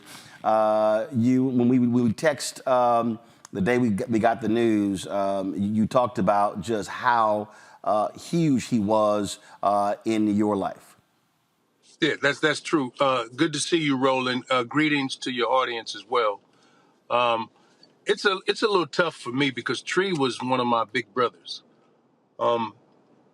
You know, there's a lot of the giants have been just Dr. Bernie Casey's gone, you know. Sidney Poitier is gone, and it just, you know, Jim Brown, Jim's transition. And these are the guys I learned from, you know. And but Richard they were all so unique. The thing about Richard, it's like Jim got on me the first time I met him. Jim like really checked me real hard on a set because he thought he said, "Stop smiling so goddamn much." And it shocked me because I was in such a good mood, man. I needed a check. I'm working. Everybody's being nice to me. He told me, "Stop doing all that grinning," right? And then I remember sharing that with Tree, and Tree started laughing. He said, "Man, don't pay no attention to Jim. You know." He's looking out for you, but he's just got a different way. But, you know, Tree was elegance. He was fun. He was dangerous. He was everything that a movie star is. I mean, he was the biggest thing cooking, man. He was just a phenomenal human being, but he was a badass, but he was a gentleman at the same time. He was all that stuff at the very same time. Very unique individual, very unique man. Do you think he really understood how black folks felt about him and what that character just meant, especially to brothers. Yeah, he did. Roundtree knew it was an honor, but it was a responsibility. Like Sidney would say, Mr. Portier would say, it's a tremendous responsibility that comes with being who you are, where you are. It's when the cameras point at you, you have to represent excellence all the time. And that's what Richard did, in a different way than Sidney Portier did it, in a different way than Dick Anthony Williams did it, in a different way than Billy D. Williams did it. And all these guys, all of them, big brothers, man, those are the guys we looked up to and asked questions. The great, the legendary, the living legend, Glenn Turman. You know, I learned how to hit a mark and how to stand in my own light, following Glenn around, going to the store, picking up potato chips and bringing them back. Whatever Glenn wanted, I went and got it for him. Richard was that to a whole lot of us as well. You know, I just look at these filmmakers, man. It's, oh my God, I'm overwhelmed. It's a little tough right now. I was trying to get Glenn to come talk to you, but he's not ready. You know. Well, yeah, I texted Glenn the other day, and I knew how close they were. I didn't ask him, but we live streamed Richard's 80th birthday party, and we ran the interview that I did with Glenn talking about him. But I knew it was going to be too tough for him to talk about losing Richard. Yeah, well, you know, I was on the road as I am now, so I wasn't able to get together with all the cats who went and saw him a few days before he transitioned. But I know that they had a cigar together and were able to lift his spirits a bit. And you know, a couple of days later, we all got word that he had made his transition. I can't thank Richard Roundtree enough for the way that he represented himself as a man, but also the way he represented us as a people. He and Muhammad Ali were the two men who told me that no matter how high you go, you'll always be a nigger in the eyes of some of these people. And I had a problem with that. The first person to tell me that was Muhammad Ali. And then Richard Roundtree told me the same thing. And I didn't want to accept it. I figured that everybody wouldn't look at the industry, wouldn't look at me the way that they thought, the way that Tree and all the other brothers had been treated, Fred Williamson and so on. But it's true. You know, you'll always be black. Embrace it. As much fun as it is being black. Yep. It's like now there's a lot of people who want to be black. They just don't want to give up the white privilege. You know, they lay in the sun and tan and all this stuff. But it's a different set of rules for other folks than there is for us. And it's absolutely the truth. But it shouldn't demotivate you. It should actually fire your ass up so you keep rolling, you know. And I would never want to punk out and let it make me bitter because I got too much work to do, man. I got folks I need to represent. And we really have to step up now that the giants that ushered us in, you know, are starting to leave us, man. You know, it's there's a lot of food for thought. There's a lot to think about right now. Indeed. Michael T. Williamson, I would appreciate you sharing your reflections about Richard Roundtree. Thank you, sir. I appreciate you. Thank you for your love for Richard. Appreciate it. Bye. Thanks a bunch. You got it. Thank you. The thing here, what he said there, Joe, I think is critically important. But also, loss is a natural part of life, which means those who sat under those giants later become giants. Absolutely. And our job is to do it to the next generation. And to do it to the next generation and to remind us, you know, Brother Williamson's accomplished a lot in this business, but I would have asked him to remind us of how hard it is. We lose perspective if we're 20, 30, 40, 50 years old. Maybe we didn't see Richard Roundtree, in the first Black exploitation films, et cetera, and Fred Williamson and Jim Brown. But it's a grind, and it's hard, and it's still hard, even though we're seeing more. Not just getting the work, but getting the roles. And so he has a great grasp of what it's going to take and stepping forward. And it's wonderful that Richard Roundtree gets to rest easy because of how much him and other folks have influenced this next generation. And hopefully we can keep it moving and just be reminded of who we are and that it's not easy. Also, keep in mind, go to my iPad. Obviously for us, Randy, we are fans. We lose an icon. But what you're seeing here, these are Richard's children. This was from his 80th birthday. And for them, they've lost a father. They've lost a grandfather. I had an opportunity to chat with one of them earlier today. I mean, they are grieving. This was the patriarch. And so, again, he played the patriarch on a lot of different shows, but for him, he was a patriarch in real life. Think about his family, because even now that he has transitioned, they are having to share this grieving period with us, right? Because he meant something to us. And we do have to remember that, of course, their grief is much deeper. But at the same time, I'm sure they're very aware that the entire country, the world feels the loss of him already. He was bigger than a man.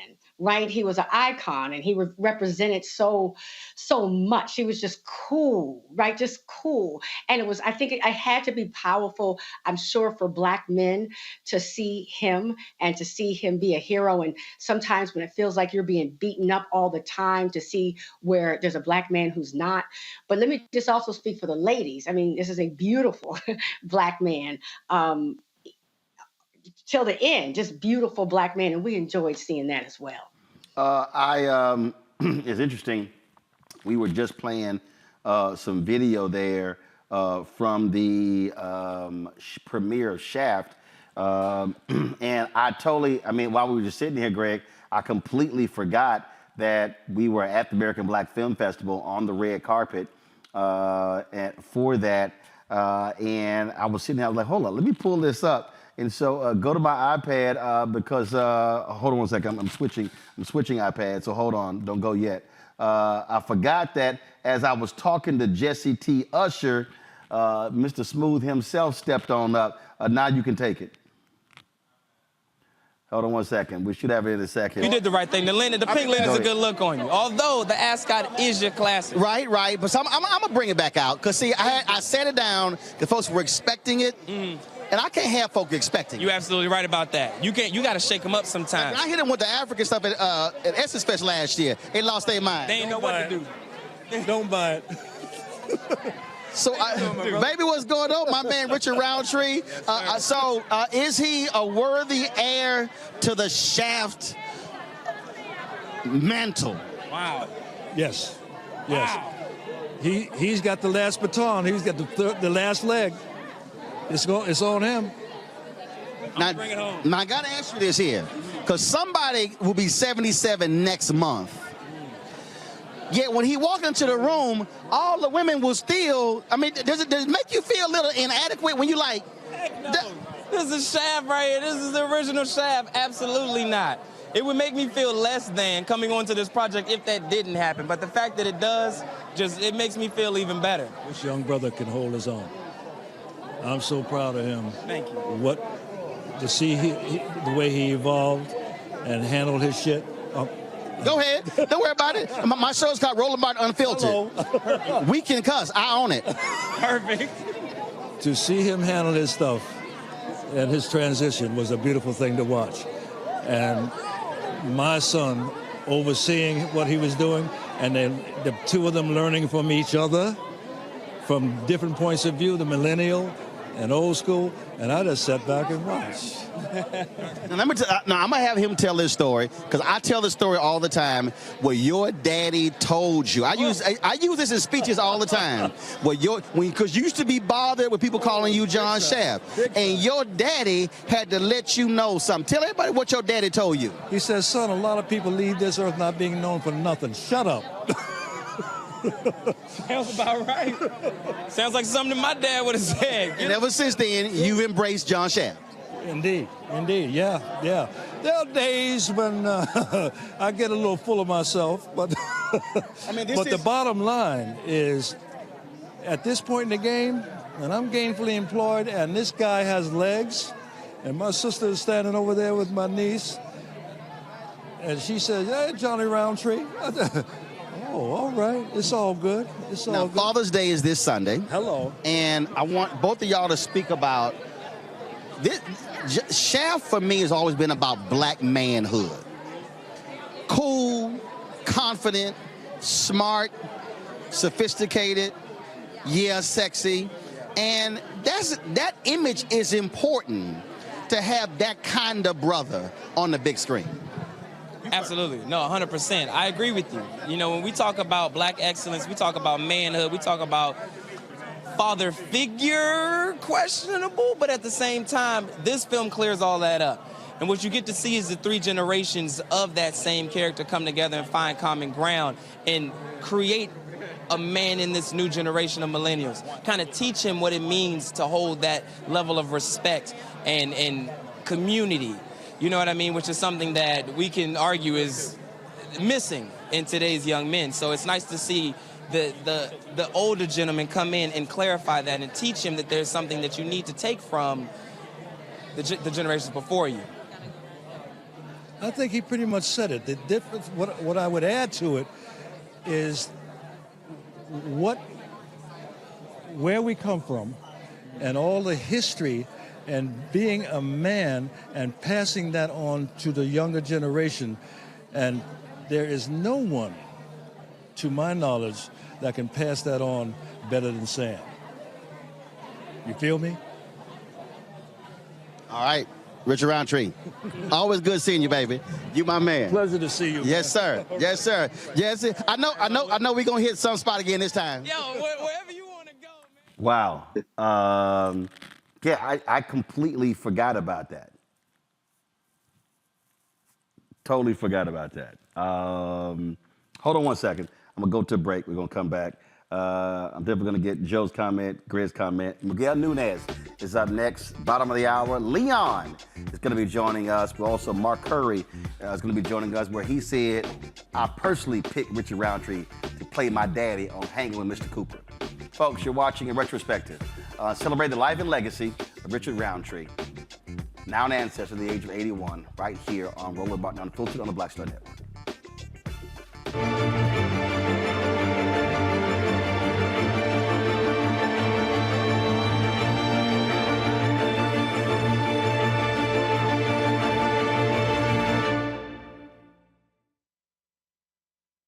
Hatred on the streets, a horrific scene, a white nationalist rally that descended into deadly violence.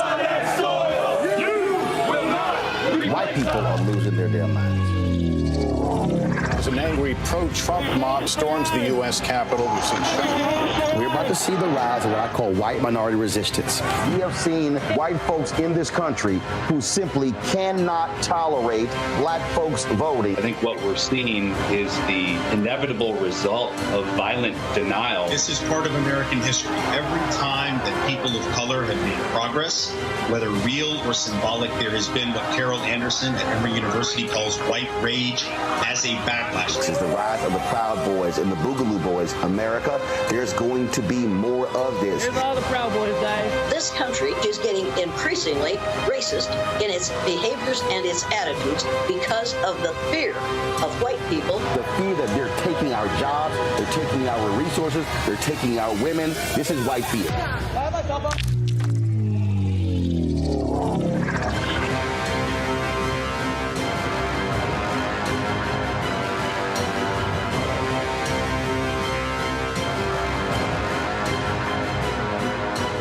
Don't you think it's time to get wealthy?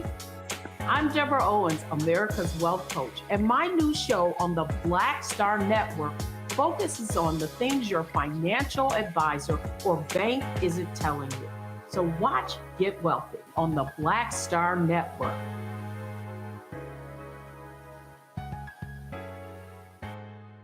Hey, what's up, y'all? I'm Devon Franklin. It is always a pleasure to be in the house. You are watching Roland Martin Unfiltered. Stay right here.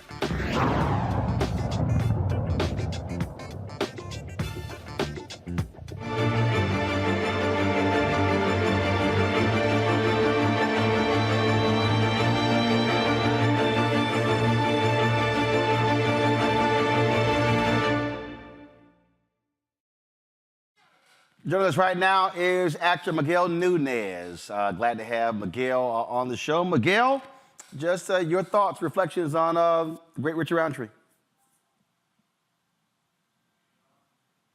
Miguel, we can't hear you.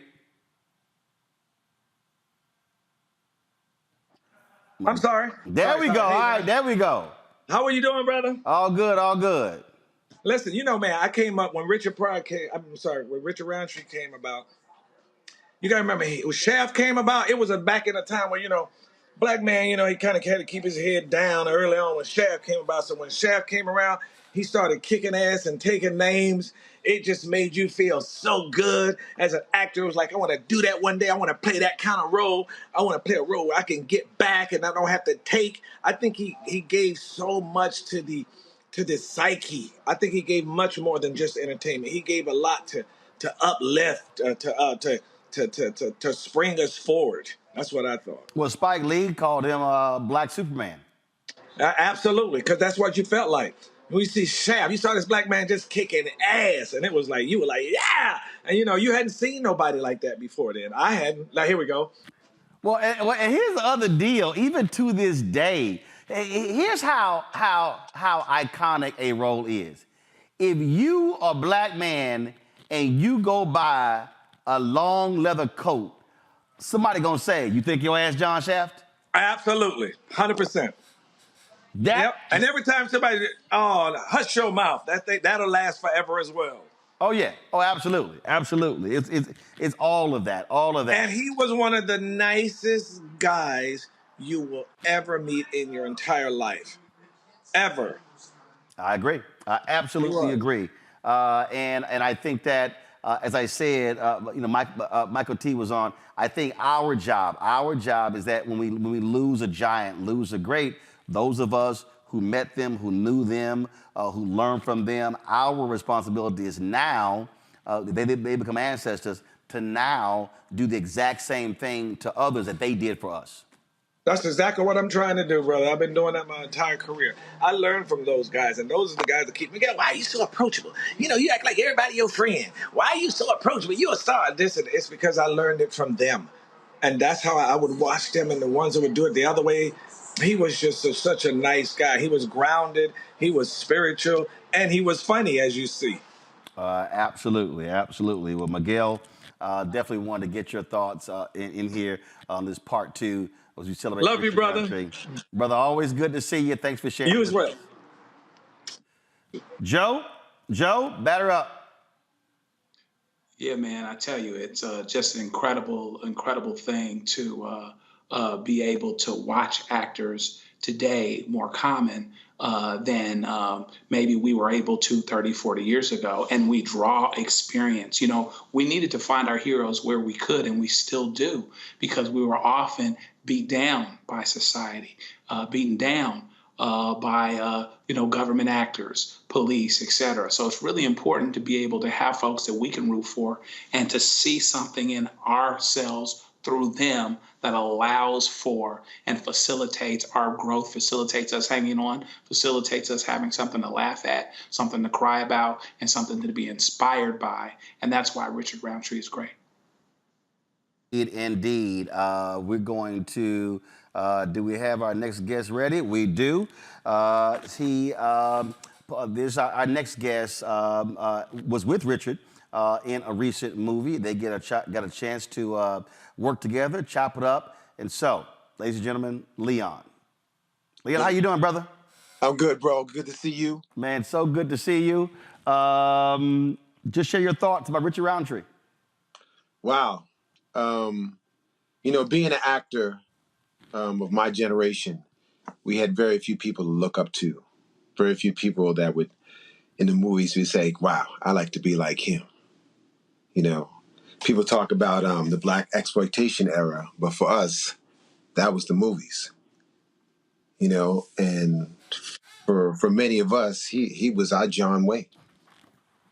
And so, when I later on in life, getting to meet him, work with him, hang out with him on some leisure time, fun things, it was great. But I'm a believer that when someone passes, and especially when we've accomplished things in life, like all of us here, it's our time to celebrate them.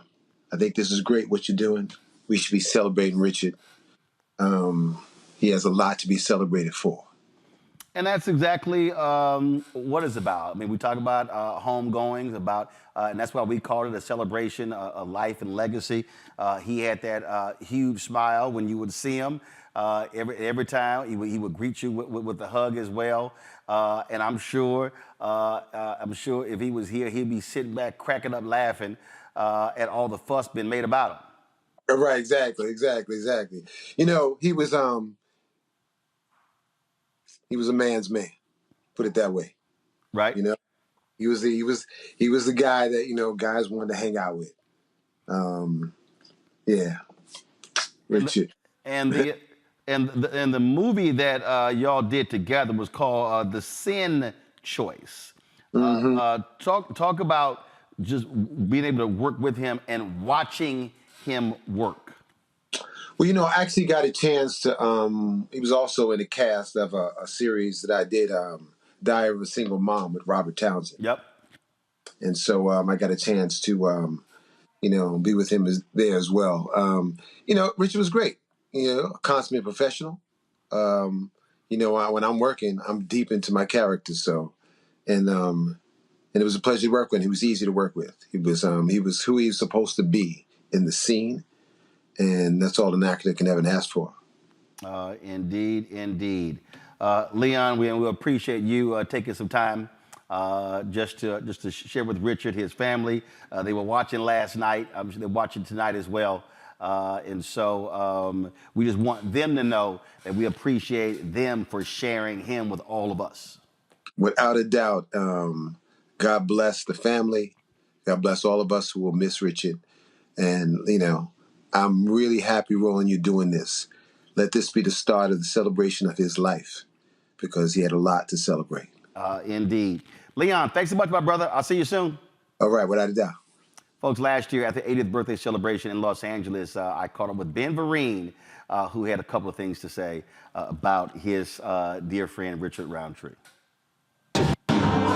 Richard, he was the icon before icon was a word, okay? Richard and I did Roots together. I'll never forget, I always tell a story, when he had to bow down and grovel, the man said, you're gonna ask Shaft to grovel, you out of your mind. And he turned to the producer and he said, you got one take. And he did it, and everybody said, okay, good night. That's Richard. Richard is one of the, how can I say this? It's forerunners in our lives. Not only Shaft, he's a great man. I love you. All right, folks, got to go to break. We come back. Dr. Greg Carr will share his thoughts. We'll also hear from Mark Curry and also one of the characters in the Soldier Story will share his reflections on Richard Roundtree. Folks, you're watching Roland Martin Unfiltered right here on the Black Star Network.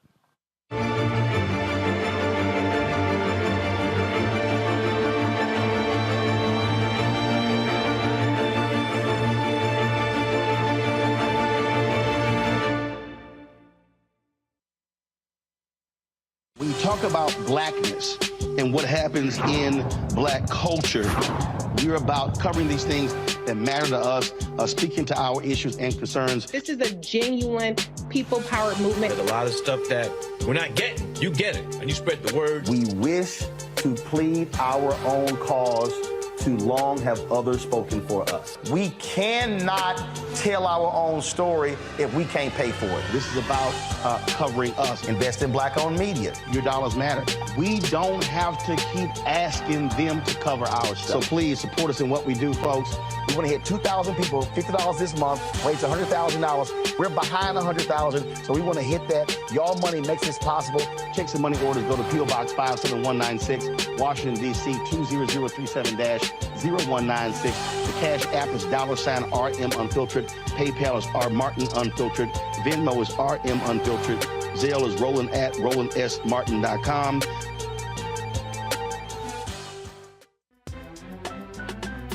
I'm Faraji Muhammad, live from LA. And this is The Culture. The Culture is a two-way conversation. You and me. We talk about the stories, politics, the good, the bad, and the downright ugly. So join our community every day at 3 p.m. Eastern and let your voice be heard. Hey, we're all in this together. So let's talk about it and see what kind of trouble we can get into. It's The Culture, weekdays at 3, only on the Black Star Network. I'm Dee Barnes, and next on The Frequency, we talk to award-winning screenwriter and director Chanel Dupree about her film, You Think You've Grown, the adultification of young Black girls. This is a conversation that all women can relate to. This woman was like, oh my God, you know, I went through this when I was a kid. She wore something, it was a maxi dress, but the way it fit on her body, this female teacher thought that she looked too grown and spun her around in front of a male teacher and said, do you think she looks grown, right? Oh my God. So that's next time on The Frequency on the Black Star Network. Hey, it's John Murray, the executive producer of the new Sherry Shepherd Talk Show. This is your boy, Earthquake. And you're tuned in to Roland Martin, Unfiltered.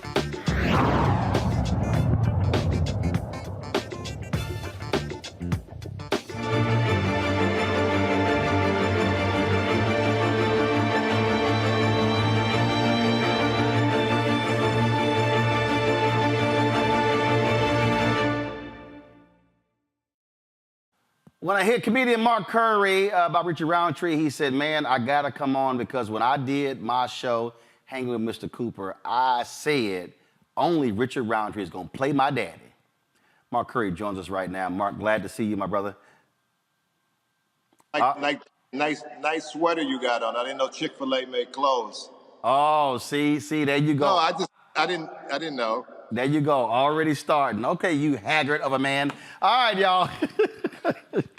You said you personally picked Richard. Yes, I did, sir. They wanted to get a dad for Mr. Cooper, and they had these guys. They had a couple of guys up. I was like, nah. And so, you know, I was like, let's get Richard Roundtree. I wanted from the Mac, Ron O'Neal from Superfly. That didn't work. Ron Julian from the Mac. That didn't work. So the next one was Shaft, and they didn't want to do Shaft. They didn't. We don't know about him. I said, no, I can't have no. I got to have a powerful father figure, and that's how it came about. And he was a great man. I worked with him. He was so beautiful and positive, and taught me a lot of things about the industry. And he played your father for how long? You know, he was my dad for the series for 5 years. And so being with him, watching him work, watching him do his thing, what did you learn? What do you remember about some of those conversations? He was such a star, such a big star, but he was so humble and so cool and so smooth. And he taught me, you know, he just taught me little cues on the set. He just, you know, told me some incredible stories. You know, just being around someone like that, you know, an iconic person that I grew up with, and that was really, really nice. I mean, this dude was beyond nice. I'm sure you met him. You knew how nice he was. He was a different nice. Oh, yeah. He was really just different nice. And so it was just great to be with him. I remember working with him, and my daddy, you know, my mom and dad was excited. That's Shaft. That's Richard Roundtree. You know, my father, I had a coat like him. Well, and it absolutely was nice, had that huge smile. But as you said, he understood his craft and was serious about it. He was serious about it. He was serious about it, knew his lines, was incredible, was humble, handsome. You know, all the ladies liked him. He was smooth. And he taught me some great encouraging words about the industry. He had been in it so long, and he was so iconic to me. He was Shaft. He was the first positive role model black man that I saw in movies that was positive. He was a positive role model. I hate to say, I grew up in Oakland, California. That's where they made the Mac. So we came from pimping and Mac lifestyles. So that's what I looked at all my life. And that's what I remember. But when Shaft came along, Shaft was something that the first time that black people was like, whoa, he's taking up for us. He's taking it to the man. First time you seen a brother saying something to a white man, or another white cop on television and not taking it. So he was so positive. He was so awesome. He went with my character, Mr. Cooper. Well, Mark, we wanted to make sure to get good opportunity to share a few words about Richard. We appreciate you joining us right here on the show. Thank you, and I like that sweater. Is that stripes from the service, or is that suede? No, this is from the coldest and the boldest fraternity of them all. Everybody couldn't get in, but you had to go to college first. So my apologies. I love you, man. I appreciate it, Mark. I went to college. But you had to stay there more than 24 hours. Yeah. Normally you got a dashiki on. Where's your dashiki? Oh, but see, I got to hit you with different looks, see, because you can't be expecting a look. But we know you're going to have the same look. But, it's so beautiful that you work with Richard Roundtree, that we say something to him that's so positive, because he was so iconic. And, the white people ain't going to give him no love. And, it was just, he's the one who set it off. And they called them black exploitation films, but they really weren't. Well, that's also why, one, black-owned media matters. Two, this is why what happens when you own your stuff, you don't have to ask anybody's permission. Right. And you're right, I looked at a bunch of other networks, and they maybe gave him 2 minutes and 3 minutes, but he meant a hell of a lot more to us. And so we did 3 hours yesterday and an hour today, and he certainly is worth every minute, every second. Yes, sir. Richard Roundtree, baby. Awesome. Appreciate it. Mark, thanks a lot. And folks, look out soon for my Rolling with Roland one-on-one interview with Mark Curry. We had a ball when we shot that one. So I'm on tour with Cat Williams, so make sure you guys come see us. We're in Baltimore and where are we at next? Connecticut. They can go online to find out. Yes, go online. Thank you very much. I love you, man. All right, Mark, appreciate it, man. Thanks a lot. Art Evans, y'all, starred in a soldier story. I had a chance to catch up with him. He, of course, this was last year at Richard's birthday, and I want to share this here. Well, we've known each other back in New York. One day I was in New York doing gymnastics, and he was riding a bike. I stopped because I saw him in his latest movie, and he was fabulous as always. And we became friends. I was getting ready to do a movie. I let him look at the script. I did the music and acting, and we've been friends ever since. What makes him so special, so unique? Well, whenever you talk to him, you notice that it's not always about him. He has a wonderful way of engaging you about in the conversation. And he speaks low and quiet, but he speaks honestly and directly at you. And we became friends after that. We've been friends ever since. He's also probably do a lot. Yes, he is. That's combined with 2 wheels. Yes, he is. I didn't think about that. I'm sorry I don't have any witty comments to make. I've heard him before. We all good? So we got it. So just your final thoughts for Richard before the birthday. Folks, that was Art Evans. Richard Brooks played in Being Mary Jane with Richard Roundtree. Also got a chance to catch up with him Hear his thoughts. Oh man, it's amazing. You know, I grew up watching Richard now and then have the honor of playing his son and being Mary Jane and getting to hang with him and just see how smooth he stayed forever and ever. You know, it's just been amazing. So I talked to BJ. Yeah. And BJ said, so he came downstairs to the hotel and he wanted to run lines. And Richard just started hitting. He's like, hey man, I ain't got to those pages yet. Right. And he said he was was always prepared. Oh man, yeah, Richard is the professional, man. He's the baddest, yeah.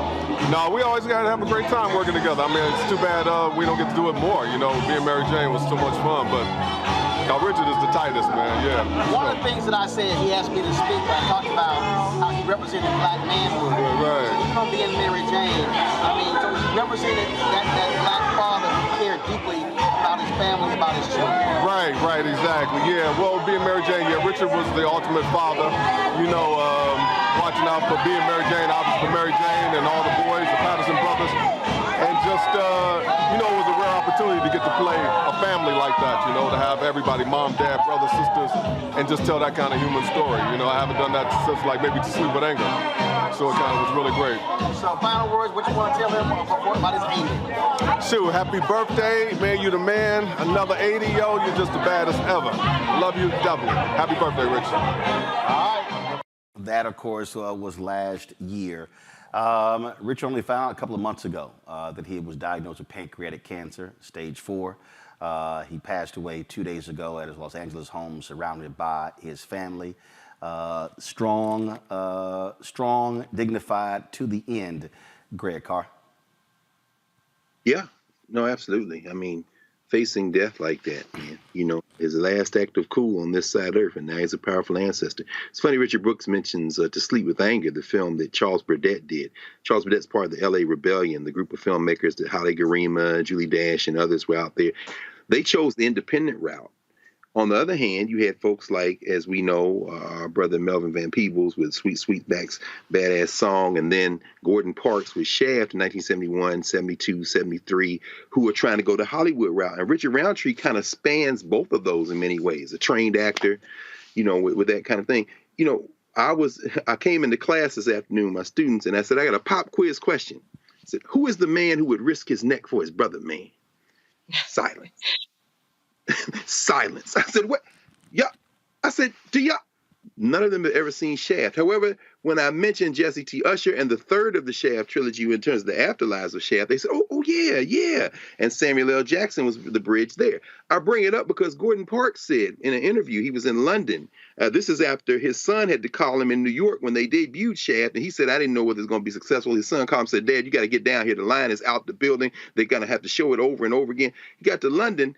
And somebody asked him, a reporter said, well, why did you call it Shaft? And he said, well, it's because we giving the finger to the society. And so even the idea of Shaft, Isaac Hayes saying he took the soundtrack, and Gordon Parks told him, give me a soundtrack for this man coming up out of the subway with that iconic notion.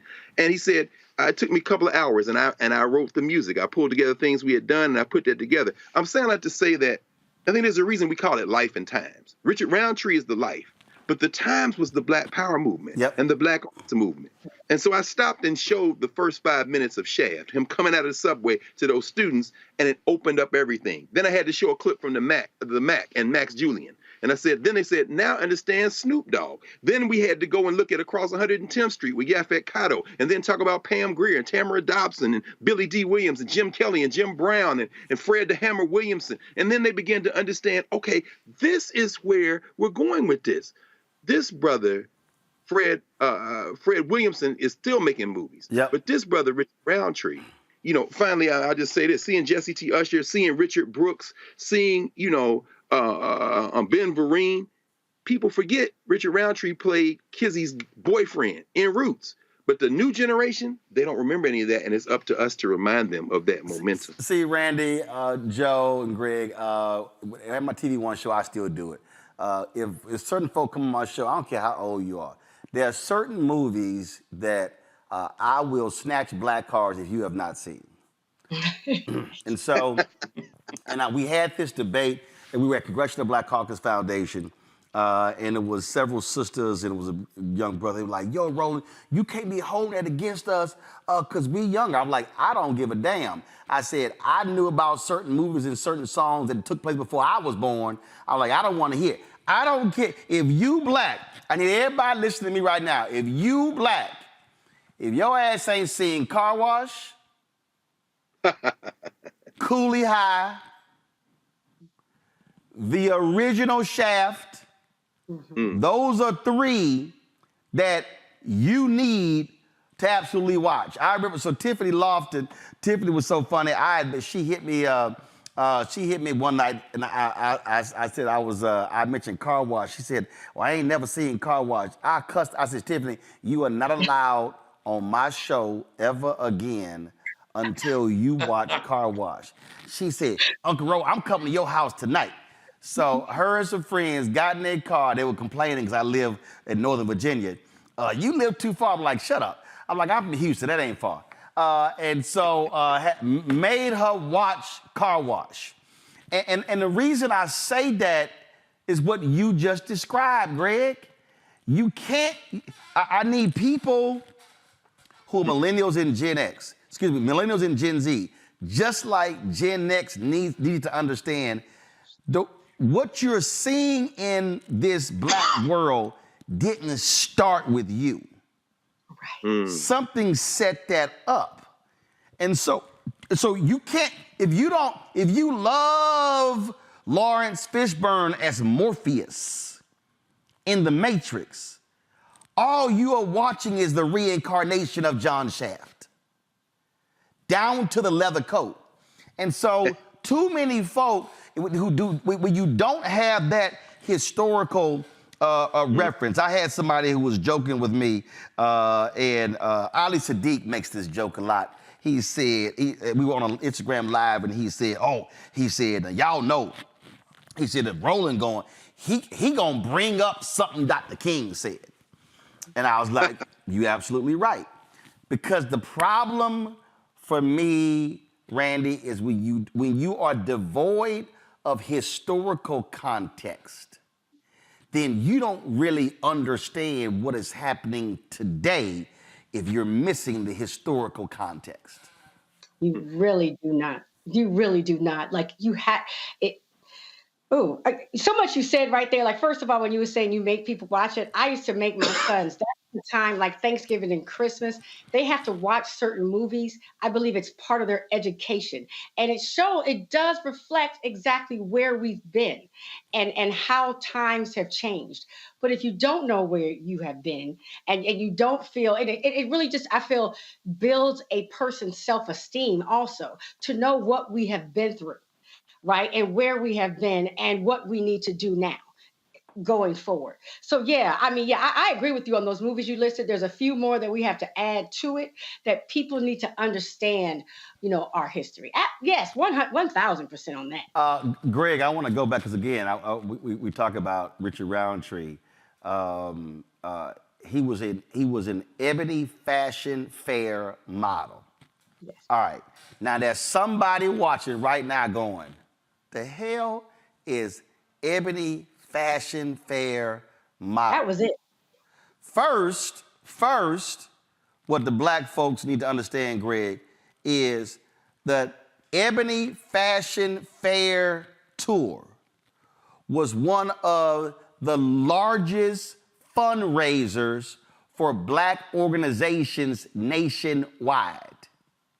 A lot of people have no understanding that when Ebony Fashion Fair, when that modeling tour, when they hit the city, tickets sold out, millions of dollars were raised for the Ebony Fashion Fair. And Greg, and to understand, Richard never forgot. I'm gonna show y'all. So I want y'all to see this video from his birthday party.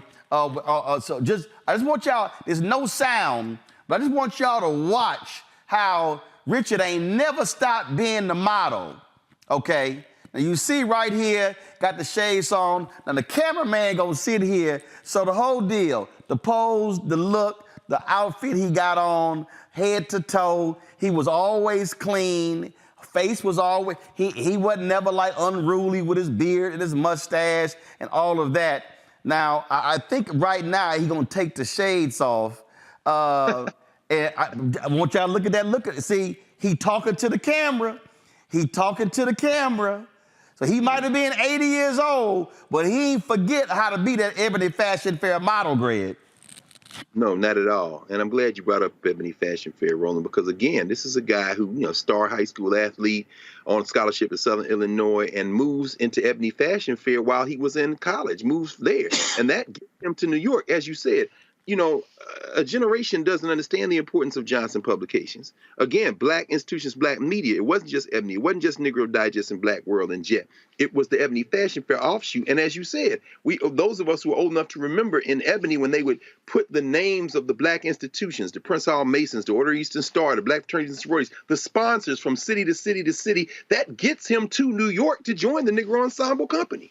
And of course, he then, from there, of course, the rest is history. I mean, he plays the Jack Johnson figure in The Great White Hope before James Earl Jones. Right. But it's the Ebony Fashion Fair that moves him into that power at that moment. And then, of course, finally, the convergence then of that Black Power, Black Arts movement of the 60s. He's in the right place at the right time for Gordon Parks and to converge with him and to make that move. And of course, Roland, like you said, black cars could be snatched. And in the defense of the young people, they did know him from being Mary Jane and from that TV series with Ava DuVernay. But they recognized him as an elder statesman. But what today showed me, and I think you've just reinforced it, is we have an obligation to our young people to sit them down and to understand the choices. Shaft was a character written in a series of novels by a white man, Ernest Tinyman. Gordon Parks said we couldn't use that. I had to rewrite it. And then they made Shaft's big score and Shaft in Africa, filmed in Ethiopia. It's our obligation to have young people do that. And that Ebony Fashion Fair, man, I think you can't overstate the importance because that was a black institution. Yeah. And that was a black institution that put our resources in our community. Randy, go ahead. I was just saying, I got to do a shout out to my friend, Ayanna Jenkins Toney. She is a big time lawyer. I'm talking very successful, Howard grad, big Delta. I mean, all these accolades. But honey, what she's going to brag about if you give her a chance is that she used to model for Ebony Fashion Fair because in the black community, that was it. I mean, that was it. That was the ultimate. About a couple more things I want to show y'all folks before we end tonight's show. And actually TV One at 8 p.m. Eastern is doing the re-airing of the Shaft Unsung featuring Richard Roundtree. And so I got it recorded. So at 8 p.m. Eastern on TV One, they're going to be re-airing that Unsung. I'm going to do this here first. Seth the Entertainer was at that party a year ago. I reached out to Sid to come on the show. Sid is traveling, but he did send a video because he wanted to be a part of this tribute. What up, Roland? Sid the Entertainer here, man. Just a shout out, man. I know that you are honoring the legendary Mr. Richard Roundtree, Carol, who was, again, amazing on film, television, and in real life. This dude was just a really elegant, sharp man who always represented what it was to be a black man. And I mean, his character Shaft was one that I grew up seeing in the movie theater. He was one of the first images that we saw someone being really fully them whole self on screen. Bad dude, could fight, look good, dress sharp. And boy, when he got in the shower with that white woman, we was like, ooh, he out of control. He doing too much right then.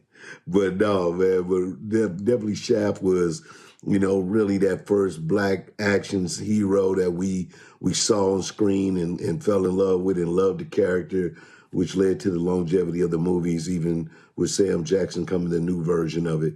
But Richard Roundtree was just a great man, and I remember a couple of years ago, he came and participated in my golf tournament and just was super, gracious to everybody who came up to him, had a really great time. That's what it was.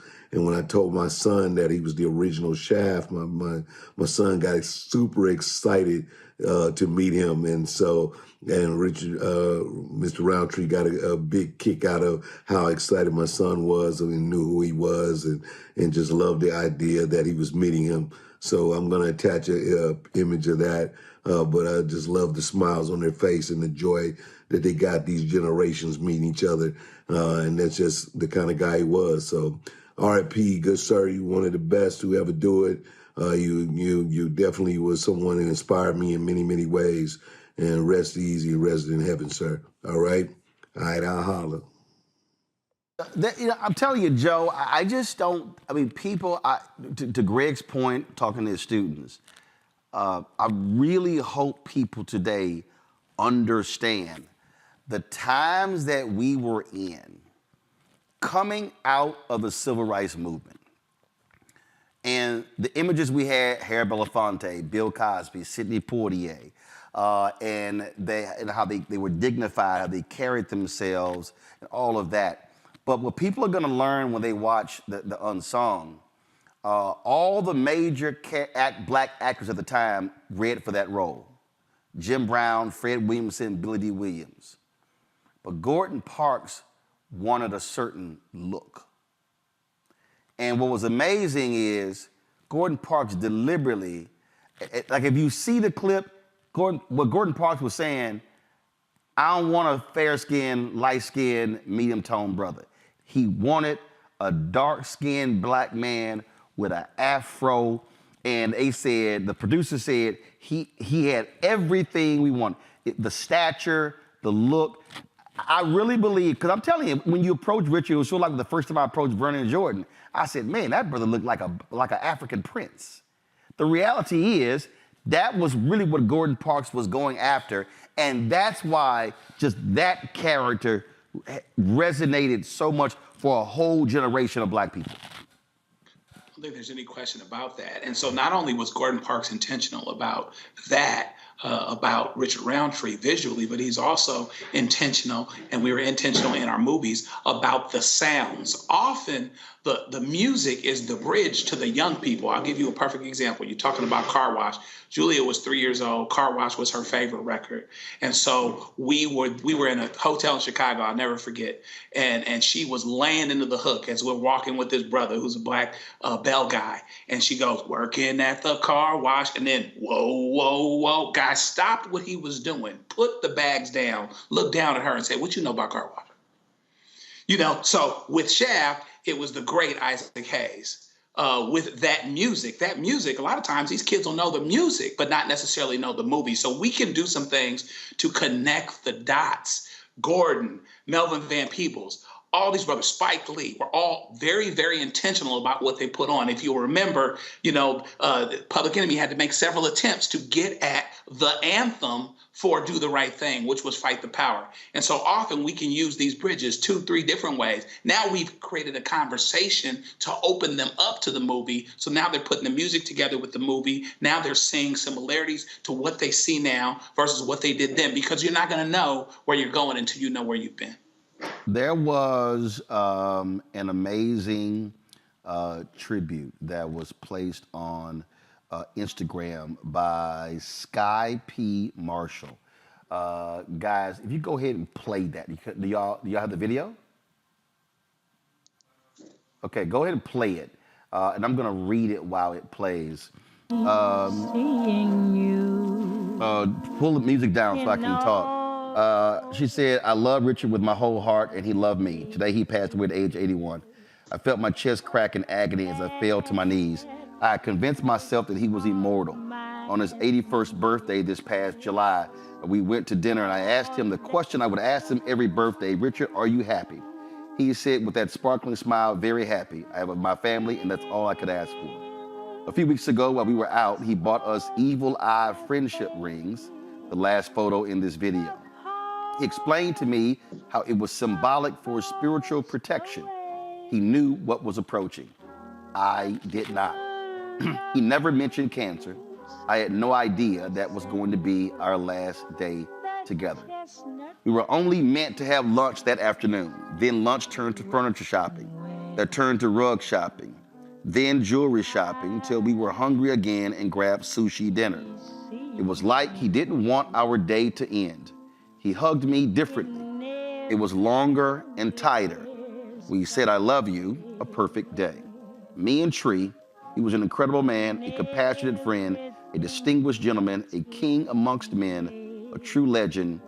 Cherish the moments you have with the ones you love. Celebrate them and always keep your heart open to new love, because real love is what truly matters the most. I just gained another guardian angel, and he will protect me and his beautiful family. I love you and will forever miss you, my dear Richard. Rest easy, old friend. I'll be seeing you.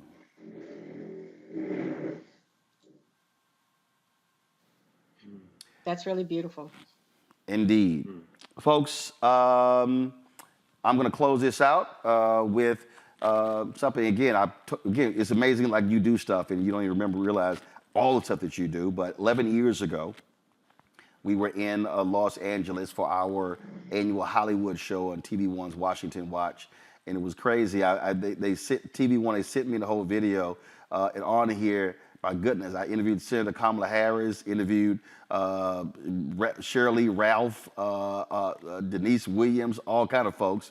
And I didn't even realize, even there's a segment here with I'm watching Lou Gossett, Lamont Rucker. But we also did a segment with a group of brothers. And we're going to close the show out with this. And so, again, it's amazing when you just, like I said, you forget all the stuff that you actually do. And so this was a great segment here that we're going to close out this celebration of Richard Roundtree's life with. Again, Greg, Randy, Joe, I appreciate y'all being on today's show. This is 11 years ago, folks, TV1's Washington.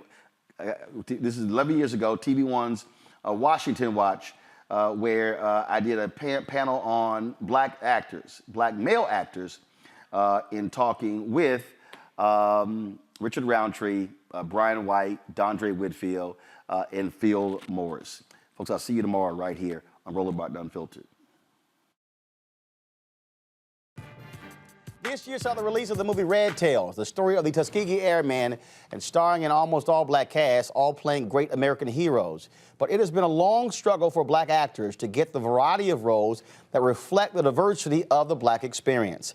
4 men who have succeeded are here today to talk about images of black men on TV and in films. We have Brian White, Richard Roundtree, Dondre Whitfield, and Phil Morris. The ladies who work on this show have been very excited about this panel. Gentlemen, certainly glad that you are here. What we talk about? I don't know why you have all these young kids up in here.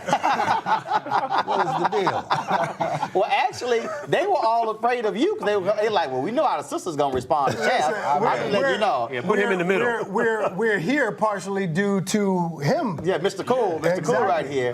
Paved the way. It's interesting when, I'm very critical when I look at these commercials and men look like just absolute fools, can't raise children, can't do anything. And then when you look at some of these shows, folks are just out of control. As African-American men, when you're sitting here getting these scripts coming across your desk, are you very clear that, look, I'm going to represent brothers. There are men who are watching me. There are, uncles and cousins and brothers, but also guys I don't know. They need to see themselves on the screen, not just acting a fool. I'm glad that you said that, and because we were talking a lot about this earlier. And as a father of 2, I have a daughter who's 7 years old. And one of the things that she takes tremendous pride in is the fact that I can actually braid her hair. And as a father, yeah, that's a skill set there, bro. I mean, it's just that, I see what it's done for our relationship. And to have that in my personal life and to reflect that in some of the things that I do in my work so that others can see, hey man, not only are you capable of that, it doesn't make you less of a man for doing it. In fact, it makes you more of a man for doing it because it galvanizes that kind of energy and that kind of emotional connection with your family. I was really fortunate to come out of a household where my father not only was bringing that image to the screen, but brought it home for me to see up close and personal. So I got kind of a twofer. And it is my duty to continue to push that integrity rock forward. And of course, folks out there, your father, Greg Morris from the original Mission Impossible series, not the movie. There you go. And I got to ask you this, Richard, because what I've always appreciated, you talked about publicly, and people say, Shaft, and you're like, look, I've done more than that. But what I most appreciate, whether it was that role, whether when you were on Rock, you were clear. I watch stuff now. You made it clear, I'm an unapologetic black man, that I'm going to represent black male strength when I walk into the room. I had a reality check early on, Shaft in Africa, and my oldest daughter was going to Hollywood High, and she came on and had this long look on her face. I said, what's wrong? I said, Dad, were you naked in the movie? Oh, yeah. So everyone in the school said they saw you naked. And up to that point, I wasn't really on top of what I was doing on film to the way I should have been. But that was a reality check. I said, this is forever. Forever. When you put it up there on screen, this is forever. And that moment, I became very aware of what I put on the screen. And how important it is and how that actually moves people. I mean, our figures, I mean, our dynamic box office stars, opening up a can of worms, but this is where we're going. I mean, the Caucasian stars are not being asked to, you know, they're not held to that standard. They're not asked to wear dresses and play drag queens and over the top, you know, characters like that the way ours are. It was really eye-opening for me when I saw Dave Chappelle do an interview on Oprah where he talked about doing this film with Martin, and he walked into his trailer, and there was a dress in there. And he said, I must be in the wrong trailer, because there's a dress in here. Well, then the writer, the director, producers, they all go in, and they're like, man, this is going to be hilarious. It's just going to, and he's like, no, man, I'm funnier than a dress. Just give me something funny to do. I don't need a dress to be funny. Brian. Exactly. I mean, you talk about duty and a responsibility. I mean, all of our families carved out their stake, and they created the American dream and then created a path for us. I grew up on The Cosby Show. I grew up seeing Felicia Rashad and Bill Cosby, doctors and lawyers. And the images that we have today that are celebrated and glorified in the media for our people, for African Americans, don't measure up to that standard. So we've gone backwards. My grandmother is a college graduate and had two brothers that passed. She claimed her blackness, was proud of it, fought for her education, and passed that down to my mom, who passed it down to me, to aspire to be educated and successful, etc. And not paying homage to what they went through is ridiculous. You know, it's interesting because we got it at home, but a lot of our people do not get it at home.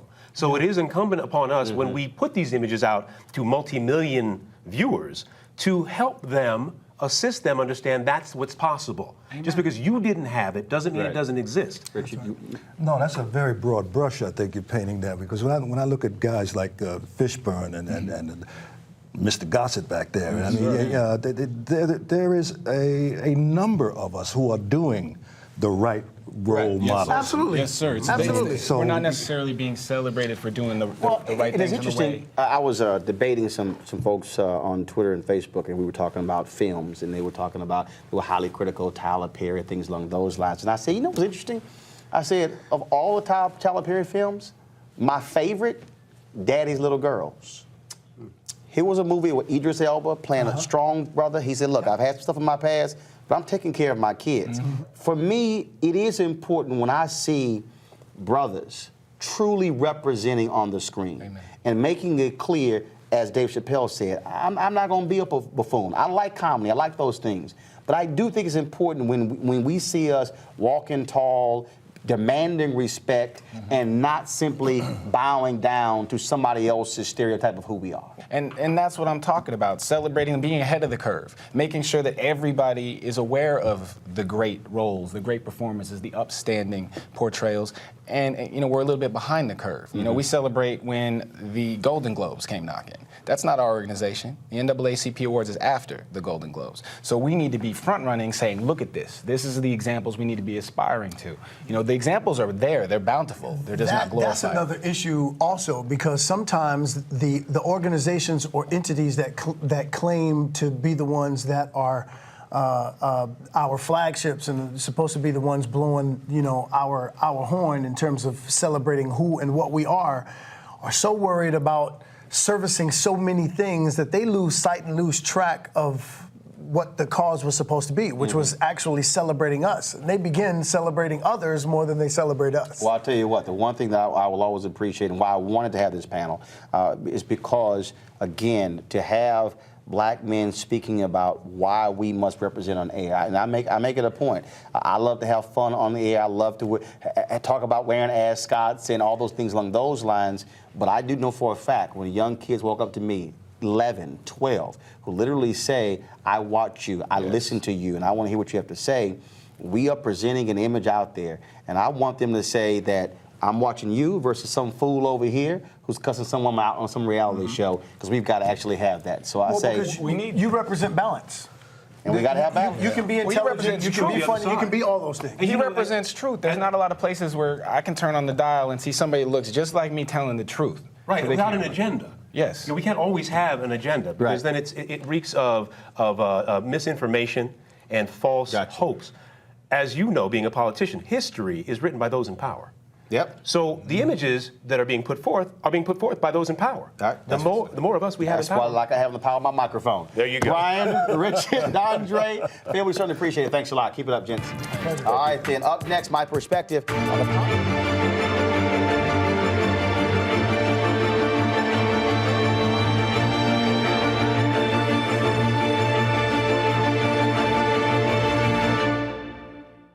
Black Star Network is here. Hold no punches. I'm real revolutionary right now. Support this man, Black Media. He makes sure that our stories are told. Thank you for being the voice of Black America, Roland. Stay black. I love y'all. All momentum we have now, we have to keep this going. The video looks phenomenal. See, this difference between Black Star Network and black-owned media and something like CNN. You can't be black-owned media and be scared. It's time to be smart. Bring your eyeballs home. You dig?